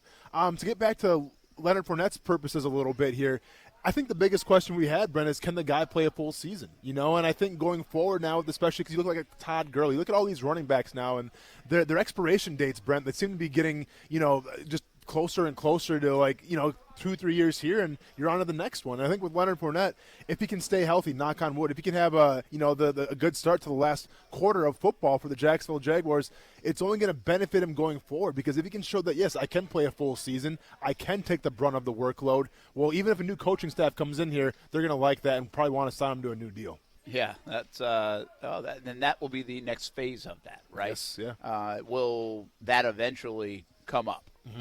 And I don't know if he's playing for that just yet. I think there's probably another year to go to see. No, without a doubt. But I'm just saying this season helps. But no, you're right. It certainly won't hurt him doing that. Obviously, the news of the day is Miles Jack goes on IR. Donald Payne will be that middle linebacker. Maybe we do see Jake Ryan at some point this year. That's kind of been a waste because of the injury and the setback that he had. Miles Jack will go into 2020 coming off a year where he got extended and made a lot of money, but really didn't play well. Yeah. Miles Jack might go into 2020 almost like Leonard Fournette went into 2019. Not completely parallel, but the same idea with a ton to prove in 2020. He could become or start to become a little bit the chorus of the fans. Be like, all right, what are you doing? Because remember now, Fournette was maligned at times last year with everything going on. Miles Jack, I don't think, has reached that point. But the patience could wear thin. with a guy like Miles Jack if he doesn't start making plays in 2020, especially early in that season, as a captain and as a new contract guy. Exactly, and keep in mind, when the new coaching staff comes in, like we assume they will, I mean, they're pot committed to Miles Jack. He's going to be on the Jaguars, hands down. And the difference between Leonard Fournette's situation and Miles Jack's situation, at least in my opinion, is the fact that when you go into next season, Miles Jack's not going to know where he's going to play yet. I understand he wants to play that Mike linebacker. He wants to be the general and everything. But, yeah, a coach is going to come in here, a defensive-minded coach or a defensive-minded coordinator, obviously, and he may say, oh, very cool, you want to play middle linebacker? Well, no, you're going to the outside because that's where I want you to play. And unfortunately, I don't think he's going to have a lot of say in that, even though he is the captain. And Todd Wash speaks so highly of him. At the end of the day, he's kind of at the mercy of whatever the coaches want to put him. So if you're in Miles Jack's spot, yes, you got a new contract. That's fantastic. Yes, you kind of underachieved this year, didn't have the season you probably wanted. And, yes, you're probably a little stressed right now going into next year because, let's be honest, you don't know where you're playing yet. And I also believe that as much as he was a stickler on wanting to play that middle linebacker spot, I don't necessarily think he will, be mad being moved to the weak side spot if that's what ends up happening. When you asked him, Brent, he was very adamant that he was a middle linebacker. I get it, but I also think because he had trained to that point, now that he's kind of played there and not had a ton of success there, I've got to believe his mindset might be like, hey, depending on what scheme is in place, right? Yeah. Got to be like, you know what? I might be able to be a Pro Bowler every year at this position. Kind of like what you said. Sure. Again, there's been a little back and forth that when I've asked and said, in this scheme, middle linebacker, weak side linebacker is not as much of a difference as some other schemes to highlight a guy that would fit better at weak side versus the middle linebacker. I don't know how much I believe that. The bottom line is, if his skill set fits weak side linebacker better, if you're telling me, hey, Brent, you can win awards and make more money if you go slide to this side of the table rather than this side of the table, and you're still going to play all the time, well, I'm going to think about that. Yeah. And I think some of his failures of this year might help him think about that, is my point. Well, absolutely. And if I'm a new coordinator coming in and I'm talking to Miles Jack, and let's really assume that maybe he is proud, Brent. Maybe he wants to play middle linebacker because he's very adamant when you talk to him about it. But let's say you're the new coach coming in. What do you say to him? And it's simple as this. Listen, I've seen your numbers. I've seen you on film. Do you want to make a next big money contract again, or do you just want to be a run-of-the-mill guy? Because right now you play middle linebacker. It's like trying to fit us like a square peg in a circular hole. It doesn't work, man. And if I'm the defensive coordinator, if I'm like that Ron Rivera, any guys that are used to making their players adapting a system to their players, I'm going to be like, listen, man, you're way too fast. You're way too athletic. We could use you more at the outside. I think if you explain to Miles Jack, he should be all for it, as he should, because at the end of the day, it's about making the plays. It's about getting the stats. And in my opinion, I've been very adamant about it. I think the plays to make with Miles Jack occur on the outside, at the outside linebacker spot. So if they do that, that means Quincy Williams is just a depth play and special teams guy? Nope, not at all, because it all depends where they put him. Let's say they go a 3-4 defense, which a lot of defenses are running now, or at least a hybrid. I could easily envision, this is what I wanted from the get-go, I could easily envision Yannick Ngakoue, Josh Allen playing outside linebacker, and Miles Jack, Jake Ryan's here, Quincy Williams playing that middle linebacker spot. You really want that 3-4. How's the defense doing right now, man? I would take a 3-4, yes. Because in my eyes, you put your best players on the field at the same time. Simple as that. In my opinion, right? Let's talk about it quick, Brent. Going forward right now, because we got to keep in mind, we got guys like Calais Campbell, Marcel Darius, but the players going forward on the defensive line, who's the future right now? Who are the core players you can build around on that defensive line? Oh, Jan, Josh Allen. Yeah, well, there's the first two right there. Yep. And when you have Jan and Josh Allen, well, to be fair, Josh Allen's only on the field for about 40% of the time. Yeah, hasn't been on him. I want, and look how many sacks he's got already. Look how many plays he's made being on the field half the time.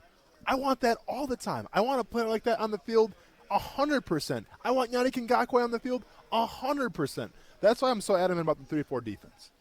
It makes sense. Yeah. And they're going to have to potentially replace Calais Campbell. Yeah. Avery Jones, I think he's done a nice job. Yeah. Can he play that inside role on that front and be really good? Will they have to try to get somebody else to do that? I mean, do you draft somebody else to do that? And Avery's your depth guy there. I mean, who knows? I mean, you got a lot to play. You're going to have to do a lot of figuring out. There's question marks, and a lot of that will depend on free agency and drafting, too, if you decided to go that route. Yeah. But it would certainly cover up their lack of depth at the linebacker position. Without a doubt. And at the end of the day, the most important thing, Brent, of a 3-4 defense are those outside linebackers. Because a lot of teams, even when the 3-4 defense was first implemented, when teams started using it, they would have one good outside linebacker and the other guy that kind of had to cover up a little bit. When you got Yannick Ngakoue and Josh Allen, an outside linebacker, you have something that a lot of teams cannot say they have. They have two bona fide, legit Pro Bowl type rush linebackers. And that's what the 3-4 defense is all about. So if you can do that, I say you do it. I guess the only question I have there is you've got two guys that have been super productive in the defense that you are playing. Correct. In terms of the 4-3. Yeah. What's it going to look like if I flip it around in 3-4? Do I hurt their production? Well, I mean, they've been mega productive. I'm going to say this. I think Yannick Ngakoue would have to get used to it a little bit, but he's standing up now, so he's used to it from that aspect. Josh Allen last year, at UK, ran a 3-4 defense. Yeah. And I know that defense because his defensive coordinator that coached him was actually my safeties coach back at Murray State. So I know the defense that they run. All right. Well, here's the deal. I don't know if it'll happen next year, but by 2027, maybe we'll get a 3-4 defense for Austin. I'm just going to keep on tweeting until it happens, man. I'm just going to keep on speaking it into existence. At least a hybrid. Give me something. Let's speak a break into existence. When we come back, we still got a little stay in your lane. A couple of interesting topics. Did you see the San Francisco analyst that got suspended? No, I didn't. Oh, you didn't see that? I did not see it. All right. All right. That's coming up. We'll talk about that among some other things next on ESPN 690. ESPN 690 Sports Center Update. I'm Jake Mitchell. Last Sunday, Miles Jack missed a game for the first time in his entire NFL career. Unfortunately, it will not be his last. He's been placed on the injured reserve for the rest of the season with a left knee injury. He was also not down. And even though Miles Jack won't be there, Gardner Minshew has a clear goal in mind for this Sunday. I just want to win this game. And then, we'll kind of reassess at the end of this game, see what we need to do for next week. But right now, all we can do is worry about beating the Chargers. In hockey, the Icemen brought home a W last night, bringing their overall record to 7-9. And tonight in the NFL, it's the Who's the Most Mediocre Bowl between the Bears and the Cowboys. Stay connected with ESPN 690 while you're at work by listening on ESPN690.com. Best kept secret in tires is TireOutlet.com. Tire Outlet offers wholesale prices with premium service, and TireOutlet.com, locations throughout the city. With locations throughout the First Coast, there's no need to go anywhere else for tires and service. The holidays are on the horizon, and that means family and food. Hey, everybody, I'm Brett Martineau. Let Renna's Pizza help you out. Parties at school, parties at work, celebrations, or hey, maybe you're just tired of cooking yourself. Renna's has you covered with 5 locations in Northeast Florida. Want a fresh one? Renna's makes everything fresh. New York-style pizza, sandwiches, salads, pasta dishes. Everything fresh. Find out why Renna's has been a family favorite for over 40 years. 5 locations in Northeast Florida, Marsh Landing, Bay Meadows, Argyle Forest, San Jose, and the newest location in Neptune Beach.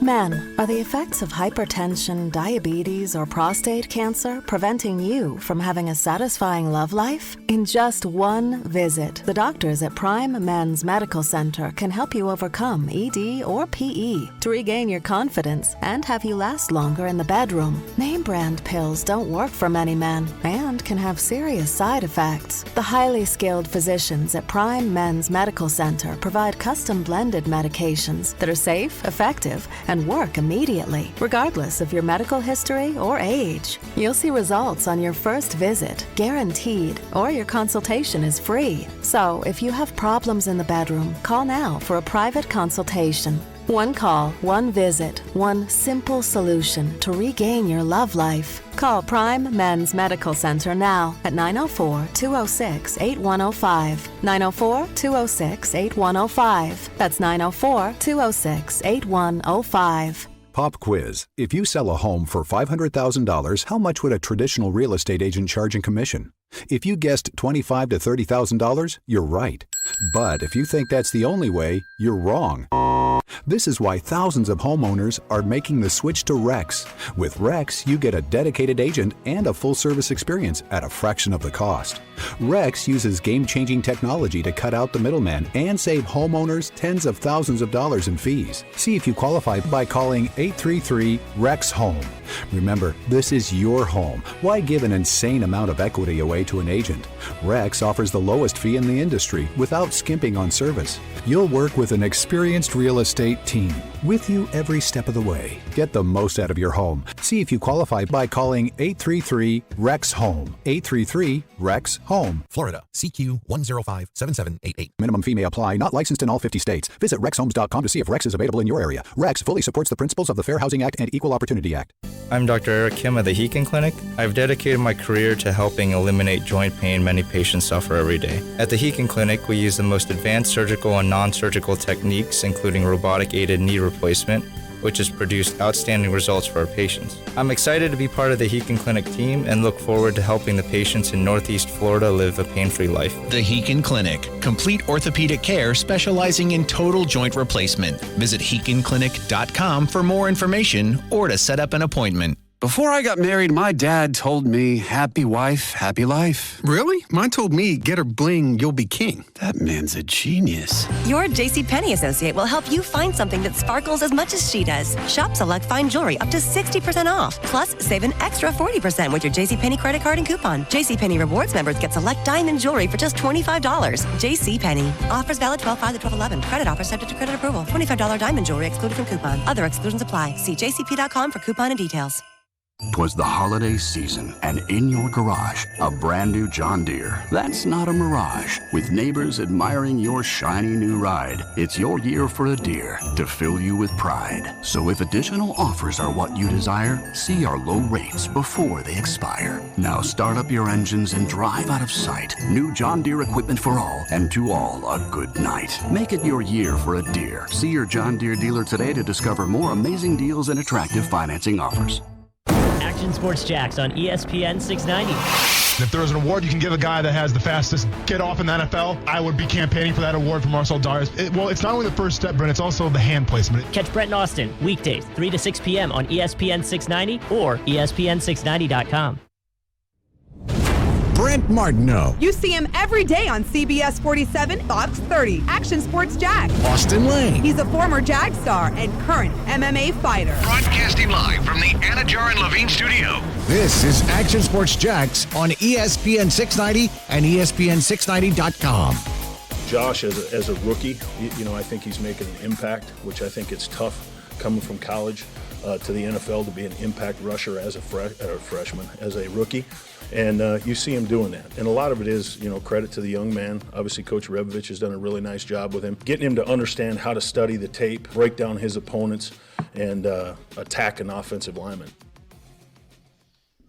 How much do you think the old cliche of scratching the surface, just getting started, all that stuff applies for Josh Allen? See, he's a physical specimen. I mean, the one thing about it is, we'll do this show tonight, Jaguars All Access, and Calais Campbell will be there, and you talk about a physical specimen, and you're talking about Calais Campbell. But what I've been surprised by this year is when I see a guy like Josh Allen, when I saw him at the draft, when I've seen him, not in a football uniform, like, whoa. Yeah. I mean, that guy, you talk about getting off the bus. Yep. That guy looks the part. My point of all this, though, is Yannick Ngakoue, when he set the rookie record, I think people still wonder, all right, he's a third-round pick, though. I mean, was that just a really good year, and was he the beneficiary of all these other things? What was really going on? Well, he's proven that that's Yannick Ngakoue. He's a playmaker. He can get after the quarterback. He can change games. Is Josh Allen go even beyond that because of his physical skill set? I mean, how do you view him from a ceiling? So here's the thing. When you do the show and you're pumping up Josh Allen, it's a big name for your show. I'm happy for you. You would just call him Black Panther. Say Black Panther. That's true. Say Black Panther will be joining me tonight to talk some Jaguars football because the guy's built like an action figure. I wish you didn't say that because that's what I'm wearing to host the show tonight. Please send me a screenshot of that. I wish I had thought of that, or I would have. Oh, you should have, man. Oh, man, that would have been genius. But or not. I mean, it would have made for great TV from my perspective. But getting back to the topic at hand, though. So, is this just really, the beginning for Josh Allen? And I believe it is, Brent, because I think, and listen, and Josh Allen, he's a hell of a player. And I mean this as no disrespect to Josh Allen, but I think when Yannick Ngakoue originally set the record, he did it more with his skill set. He did it more being a finely polished pass rusher already. From what we've seen from Josh Allen before, and I was the first guy that said, listen, he has to work on his pass rush moves a little bit. You just can't rely on athleticism. Well, guess what? Josh Allen this year, a lot of his sacks have just come from his physicality and his athleticism. And usually the way it works is, I don't care if you play in the SEC or if you play at Murray State, usually the way it works is you rely on your strength, you rely on your speed, obviously, because you're more athletic than everybody, right? At any level. But then once you get to the NFL, we're talking the cream of the crop, the best of the best. Usually you just can't get by with your physicality, your athleticism. Josh Allen has got by with that in college. Now, yeah, he's working some good pass rush moves, but I'm saying once he polishes his pass rush set and once he polishes just, his hand placement, just the small nuances that come with experience, I think the guy's going to be unstoppable. And I understand that concept now. I talked to Calais for the last few years, and even him, I asked him last week a little bit. Just like, all right, are you feeling like it's starting to go at all, or how you feel like you're still at a high level? And you can even get the sense talking to him, he's like, listen, it might not be, the motor might not get where it used to get, or maybe it is starting to go a little bit. But even at the base level, I can still blow people up and get to the quarterback and defend the run. And so there's that. It almost comes around on the flip side. He's so athletic, so gifted, so big, and can move that even when the skills maybe start to erode, whether that's now or next year, he's confident that he can still be very effective in the NFL. So that was an interesting way to look at it. It's kind of the flip side for a young guy, where you're just solely relying on those things. But when you're that gifted, you're that gifted. Well, and that's the crazy thing, man. I mean, I'm talking like Aaron Donald gifted. Even when Aaron Donald came out, like, oh, he's a little undersized. Can he make it in the league? Well, Aaron Donald's get-off and his explosiveness, man. Like, yeah, maybe he didn't have the best technique as a rookie, but his explosiveness showed up on film where it's like he can get by with just explosiveness alone, which is so rare coming from the college level to the pro level. And Josh Allen's the exact same way with his size and strength and obviously his speed as well. All right, we're going to get to, we do balling and falling. We haven't done much of it. Yeah. If it was balling and falling, I'd do LeBron James and the Lakers have been outstanding. Correct. But now LeBron doesn't need to dribble. Yeah. Did you see that play? I did see that play. I thought it was great that at least he acknowledged it, didn't try to hide it. He said it's like one of the worst malfunctions of my career or something. I love how he called it a malfunction. Yeah. And listen, the eye in the sky doesn't lie, okay? There was like 10 million people on Twitter that commented about that play, so there's no hiding from it, LeBron. It's one of the weird things that's happened in sports. I think the catch rule was a little like this in the NFL for a bit, where it's like we don't even know what exists anymore. Yeah. Well, that's the travel in the NBA. True. The travel in the NBA, it's like, it's okay. Yeah. It's okay if you cheat and you travel. I mean, yeah. I understand. But, I mean, what is a travel? No, and this was an exception. But my point, it just got me thinking about the travel. Yeah. And it's just a joke. It's like it's a laughing stock of the NBA to say they just get away with the travel. Like some people think Harden, every time he takes a shot, travels. I think they call that the Eurostep, Brent. But no, and I completely agree. But, like, let's be honest, nothing I feel like kills the momentum, the viewership of the NBA game, like calling travels, like calling, like, 3-second lane violations. Like those things. And I get it. I mean, they should, like, prime example, the carry. How many times do you see guys carry the basketball? But, like, you don't ever see that really called just Once because in a while you see it now in college hoops because they changed the definition of it a little bit. True. I get it. I'm not saying it's just like, what in the world was that? And they've let it go so much inch by inch that now it's a foot. Well, and it's weird because if you're that ref that calls all those things, if you're trying to, rule with a gavel, you're almost the outlier. Coaches are like, dude, yeah, it was a travel, but what do you call that for? Come on. Why you do? Yeah. I mean, that guy wasn't stopping the game with LeBron yesterday. No, that was hilarious. That was awesome. The one good thing about that is, like, didn't really change anything. Didn't change a dang thing. Doesn't so change you're all good. anything. Well, and it's even sitting at the top of the key. Yeah. But now let's be honest. If we're in the playoffs, we're talking like in or if it was to finish a basket around the rim and it's like 14 steps, which sometimes it is, well, then I have a different feel about somebody just kind of picking up the ball in that moment. Agreed. All right, the San Francisco analyst, did you see this? I just read about it. So Lamar Jackson, and they're playing the Niners. Well, one of the analysts for San Francisco had this to say during the game. It was he's really good at that fake, Lamar Jackson. But when you consider when he's his dark skin color, with a dark football, with a dark uniform, you could not see that thing. I mean, you literally could not see when he was in and out of the mesh point. So that obviously that wasn't during the game, but it was after talking about playing Lamar Jackson, and this has got him in trouble. It's got him suspended. Good. And as it should. Yeah. What are we doing? Listen, what are we doing? I guess I don't even know. I know. This is a better topic for baffled, you. Man. This is a better topic for you. And what I always like to it doesn't matter if I'm offended by it. Sure. It doesn't matter where it is on the list of offenses. Mm-hmm. Well, I'm not a minority. Yeah. I'm not a black person. Well, when you hear that, so which I don't think, by the way, he was necessarily trying to be derogatory towards someone. But if that's how you're paying someone a compliment.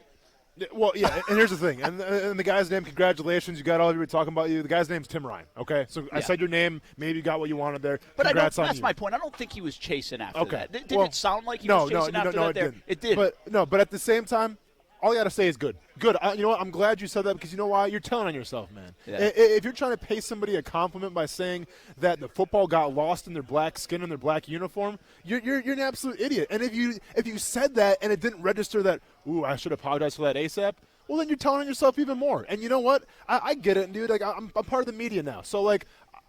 It's funny, Brent. Like I compare like what we do like with other like the guys that we talk to sometimes, and we talk to Carolina, we talk to Tampa. Like I think everyone in the media, we're all family. We're all kind of like one shield as well, kind of like being in the NFL. But at the same time, I'm not going to co-sign on this idiot in San Francisco that says something that's racist or bigotry because I truly think it is. And if you don't apologize for it right away and you don't say I shouldn't have said it like that, that came out wrong, then you're telling on yourself. So by all means, keep doing it because you know what? That's going to open up a job for someone that knows how to speak to the audience and that is not a bigot. And at the end of the day, if you truly think that's the case where his skin color covers up the ball, then why aren't more quarterbacks wearing long Under Armour sleeves? Why isn't Nick Foles, wearing like the long Under Armour sleeves that are black? I mean, come on. I'm not even going to try to make sense of it. Like okay, you said, but I wanted you to at least have the opportunity to I appreciate comment it, on man. So he's been suspended, and really it brings a little bit of a dark cloud, negative light to San Francisco, which has been a banner year. It's been so great, so far in this football season. When we come back, we'll put a bow on the show. Hear from the Bestbet Jacksonville. Marquet will jump in real quick. Tell us what this is all about. You're going to get ready to play a little poker, and maybe we'll rekindle the segment, Stay in Your Lane. Yeah, it's whatever. Like I said, man, it's in the archives. It's it's in the archives. Suspended for a week or I something. guess so, man. I tested positive for something. I don't know what I do, dude. Tell me. It's on IR. It's next on ESPN 690. It's Golick and Wingo. The Texans as an organization haven't done a great job of building an offensive line. They haven't been able to sort of address the position. They get somebody coming in that they have proof of concept on. They know exactly how good they can be. Yes, they give up assets to do it, but the key to the Texans right now is they've got to look at the window and say, hey, no Andrew Luck means this is our division for the taking. They weren't going to find a better player in the draft next year if they wanted a left tackle. You're waiting around too long and reacting. Golick and Wingo, weekday mornings at 6 Eastern on ESPN Radio and ESPN2. If you've been thinking about LASIK and are tired of wearing glasses, we invite you to visit Meta Custom Vision at Florida Eye Specialists. Hi, my name is Akbar Hassan, and I am proud to be a member of the best team of LASIK surgeons in Northeast Florida. I first came to Jacksonville in 2002 after completing my LASIK fellowship at Duke. I served as lead LASIK surgeon at the Mayo Clinic for over 10 years before partnering with LASIK surgeons Dr. Amit Choksi and Dr. Jerry Mehta. Our combined surgical experience of over 25,000 LASIK cases simply cannot be beat. At Meta Custom Vision, our team of fellowship-trained surgeons and dedicated staff is committed to providing the highest quality LASIK. We're proud to offer LASIK with the most advanced and safest technology. We believe when it involves our eyes, nothing but the best will do. Come see why thousands of patients have chosen us for their own eyes and their families. Please call 268-EYES or check us out on the web at metalaser.com. Why wait when you can have a lifetime of great vision ahead of you? Come visit Meta Custom Vision at Florida Eye Specialists. We're the official eye care provider of the Jacksonville Jaguars. When you owe IRS or state sales tax and can't pay, call J. David Tax Law for effective tax help. J. David Tax Law can stop IRS or state collection actions and protect you from financial ruin. Call J. David Tax Law for a no-cost consultation at 904-507-4777. That's 904-507-4777 or at jdavidtaxlaw.com. Peace of mind is only a click or a phone call away. At Action News Jax, we're here for severe. When storms threaten, put your trust in the Action News Jax First Alert Weather Team, led by Chief Meteorologist Mike Burrish, rated the most accurate for the last 13 years. The First Alert Weather Team is the only team of certified meteorologists in the Jacksonville area. That means we have the most schooling and training to forecast and predict severe weather, and that experience will keep you safe from a storm. Action News Jax First Alert Weather on CBS 47 and Fox 30. The most wonderful time of the year deserves the most wonderful sale of the year. And for that, you gotta go see Arlington Toyota, where you can still get huge Toyotathon savings and pay up to 50% less on remaining 2019s. With over 1,000 new and used on the lot every day, that's a whole lot of Toyotathon savings happening right now at Arlington. How about a 2019 Toyota Corolla? It's not $16,995. Now it's only $12,481. That's $12,481 for a pre-owned 2019 Toyota Corolla at Arlington. Gotta have a 2019 Toyota Tacoma? It's not $24,575. No way. Now it's just $28,991. Just $28,991 for a pre-owned 2019 Toyota Tacoma at Arlington. Plus, you're going to get all the rewards and benefits of the Arlington Toyota $5,000 Advantage Club with your purchase. Toyotathon is on, but it won't last forever. Get in today and pay up to 50% less on remaining 2019s at Arlington Toyota. In person at 10939 Atlantic Boulevard and online anytime at arlingtontoyota.com. Visit arlingtontoyota.com/Toyotathon for offer details. The Stephen A. Smith Show, weekdays from 1 to 3 p.m. on ESPN 690. The only difference between the New York Jets and the New York Giants is I have no problem with Pat Shurmur finishing the season before he goes as the head coach of this franchise, because he never should have been a head coach to begin with. And in the case of Adam Gase, he should be going today. Hey, this is Deontay the Bronx from Milwaukee, WBC heavyweight champion of the world, and you're watching Action Sports Jocks. Bomb Squad! Hey, welcome back, Action Sports Jacks on ESPN 690. Brett Martineau, Austin Lane for a few more minutes. Forget about Austin. You know, we just had a cage match, and Mark K beat him. I fought dirty, though. That's exactly. I fought dirty. I was like, I gave him. You know what I did? I gave him a wristband for the open bar, so that he went over there, and now I just grabbed his headphones. By the way, he's the only person I've met who leaves his headphones as loud as I do. This is incrable. Look at this. It's No, all I know. jacked up. I love it. Hey, look, when you get hit in the head a few times, Is that what it is? that's what happens. Great. I've been beat up a lot. Does that count? Maybe that's why I'm so deaf. Yeah, you're supposed to sit down for the video Oh, feed, well, but Kuz is doing the first thing helpful all day. And he's DJ messing around. Kuzi, what's there up? we go. See Did- that? Oh, look at that. Did he tell you that he's part of one of our bounties in our tournament He as well did. as Austin? The big thing, we'll be talking about this for 3 hours tomorrow. Oh, yeah. Whoever wins. The first year, DJ Kuzi, the first year I invited him, he'd never played. After work one day, I brought cards and chips to the station. I set up a table. I taught him how to play, and he went all the way to the final table. He was the last bounty standing. I was a little annoyed. I'm going to be honest with you. That's awesome. So the Hold'em tournament. That's right. Mark K, of course, from WAPE, WOKV. Third year doing this.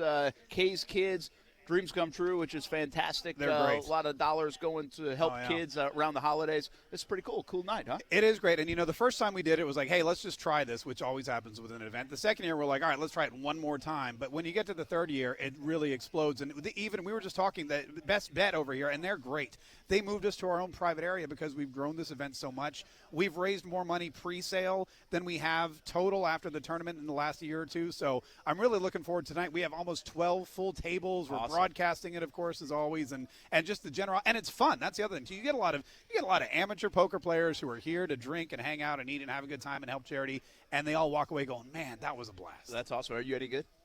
I've got a poker face. No, I'm horrible. Sit down next to me. I can't win my own tournament. Allie McDeal, who's one of our celebrity bounties as well, she told me, she goes, the first year, she goes, you can't win your own tournament.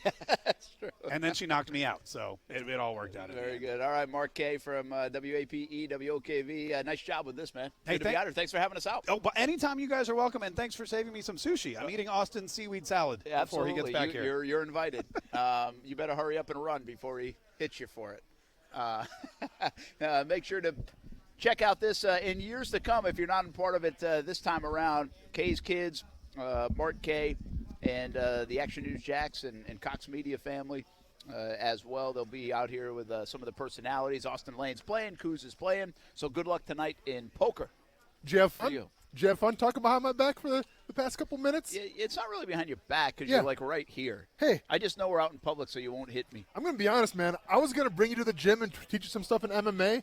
Yeah, Not anymore, because if you don't have the coordination to put two sticks together and use them to eat with chopsticks, can't do it. You don't have the coordination to put your hand in front of your face and throw a punch. So, sorry. I might not, but sorry. I can't do that, and I can't even say I've tried very often. Well, I'm just like, you know what? There's this thing called a fork. Why would Brent, I wrestle with two sticks? Can we get, Brent, we're trying to go worldwide. Can we get a little culture, please, Brent? Oh, man, I feel like sometimes I'm like running the show sometimes. It's crazy. I got to be careful what I say, but I'll be more cultured if our ratings go up other parts of the world. Just you know. Let's just say that. I'm just going to say expand your horizons, Brent. And I wonder what our ratings are like in Malaysia right now. You never know. I'm sure they're waiting for Stay in Your Lane, but unfortunately, we're not going to get to it again. It's all good, though. The good news is Austin hasn't had to do homework for Stay in Your Lane in a week. Oh, no, man. We haven't run it. Those archives are nice and dusty, just waiting to get swiped off. It's all good, though. I'm not complaining. We'll break it out tomorrow along with our celebrity six-pack of picks. And apologies to Matt Damon. And apologies to Matt Damon. Scott, thanks for helping out. Kuz as well. For Austin Lane, I'm Brent Martineau. I hope you guys have a lot of fun here at Best Bet Jacksonville. Thanks for hosting us today. Sushi was awesome. Fries were good. Fantastic. And you guys have fun at the Celebrity Poker event tonight, raising money for Dreams Come True. That is a good cause. I'll see you at Jaguars All Access tonight, 7 o'clock on Fox 30 at Mellow Mushroom in Avondale. Thanks for listening, everybody. Trust, tradition, and quality. A winning combination to feel good about your home. Sometimes it's just that time to replace your roof. Or maybe you need to fix your roof after a recent storm. Hey, everybody, it's Brent Martineau of Action Sports Jacks. And there are so many roofing companies in the area. But which one can you trust? Let me tell you about my friends at Jack C. Wilson Roofing Company. Trust a family-owned business with owners that grew up right here in Jacksonville. Talk to the owners directly. Get free estimates. And you can trust Jack C. Wilson Roofing to walk you through each step of the process. Tradition? Jack C. Wilson is a name you know. The longest-standing roofing company in Northeast Florida. They have been repairing and replacing asphalt shingle roofs since 1946. How about quality? A roof you will tell your neighbors about. Quality from start to finish, shingle by shingle. You can request a free estimate at jackcwilsonroofing.com. It's the first name in Jacksonville roofing. And make sure you let them know Brent Martineau sent you. Hey guys, this is Allie McDeal from both Best Bet Card Rooms. Best Bet's annual Winter Poker Series will be starting on January 17th at our Jacksonville location. With 12 poker events, the Best Bet Winter Poker Series has something for everyone, including the main event featuring an $1,100 buy-in with a $200,000 guaranteed prize pool. Whether you're looking for a low-limit or a high-limit event, the Best Bet annual Winter Poker Series will have a seat for you this January. Experience the best at Best Bet Jacksonville. Hey everybody, Trey Wingo here from Golic and Wingo. Thanks for making ESPN 690 the fastest growing sports station in Jackson. It's clear Northeast Florida has great taste in radio. I mean, you're listening to me every morning, right? Join the ESPN 690 team and get your business notice today. The First Coast is making the switch to ESPN 690, and there's no better time to get your business in front of them. Call ESPN 690 today, 245-8732. That's 245-8732. Grow your business today on the new ESPN 690. Hey, it's Trey Wingo from Golic and Wingo, and you're listening to ESPN 690. Broadcasting live from the ESPN 690 Anajar and Levine studios. Anajar and Levine Accident Attorneys. Call 904-600-4000. That's 904-600-4000. ESPN 690, Jacksonville's home for ESPN Radio. WOKV Jacksonville. Listen live everywhere you go on ESPN690.com. ESPN 690, a Cox Media Group station.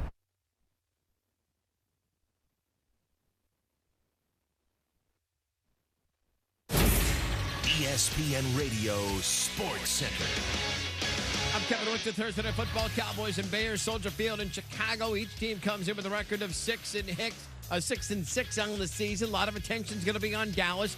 38th game they are going to play since Jason Garrett took over as the head coach, where the Cowboys will enter the game with a 500 record. On the other side, you've got the Bears, 2 games back in the final spot in the playoff rankings in the NFC, but according to Adam Schefter of ESPN, they still need to figure out that quarterback position. The Bears are at a point where they know that they have to do something at the quarterback position. It's not enough to go into training camp next summer with Mitchell Trubisky as your entrenched starter, no competition, no questions asked. They have to do something at that spot, whether that's bringing in somebody to compete with Mitchell Trubisky, whether that's making a change at the quarterback position. Dallas and Chicago, 8:20 p.m. Eastern Time tonight, Thursday Night Football. News out of Alabama, Tua Tagovailoa said the prospects of being drafted somewhere in the top 15 of the NFL draft could be hard to pass up. He's deciding whether or not to return to school. Tiger Woods, 6 under 66 today. He is 6 shots back of Patrick Reed after the second round in the Bahamas. Coming up Friday, recapping Cowboys-Bears and what it means for all the teams, air quotes, in the hunt. Plus, fan of Big 12 football teams? Well, welcome to Marathon Weekend, and we look ahead to which teams we expect in the college football playoff. Go Look and Wingo Friday, 6 Eastern, ESPN Radio, ESPN2.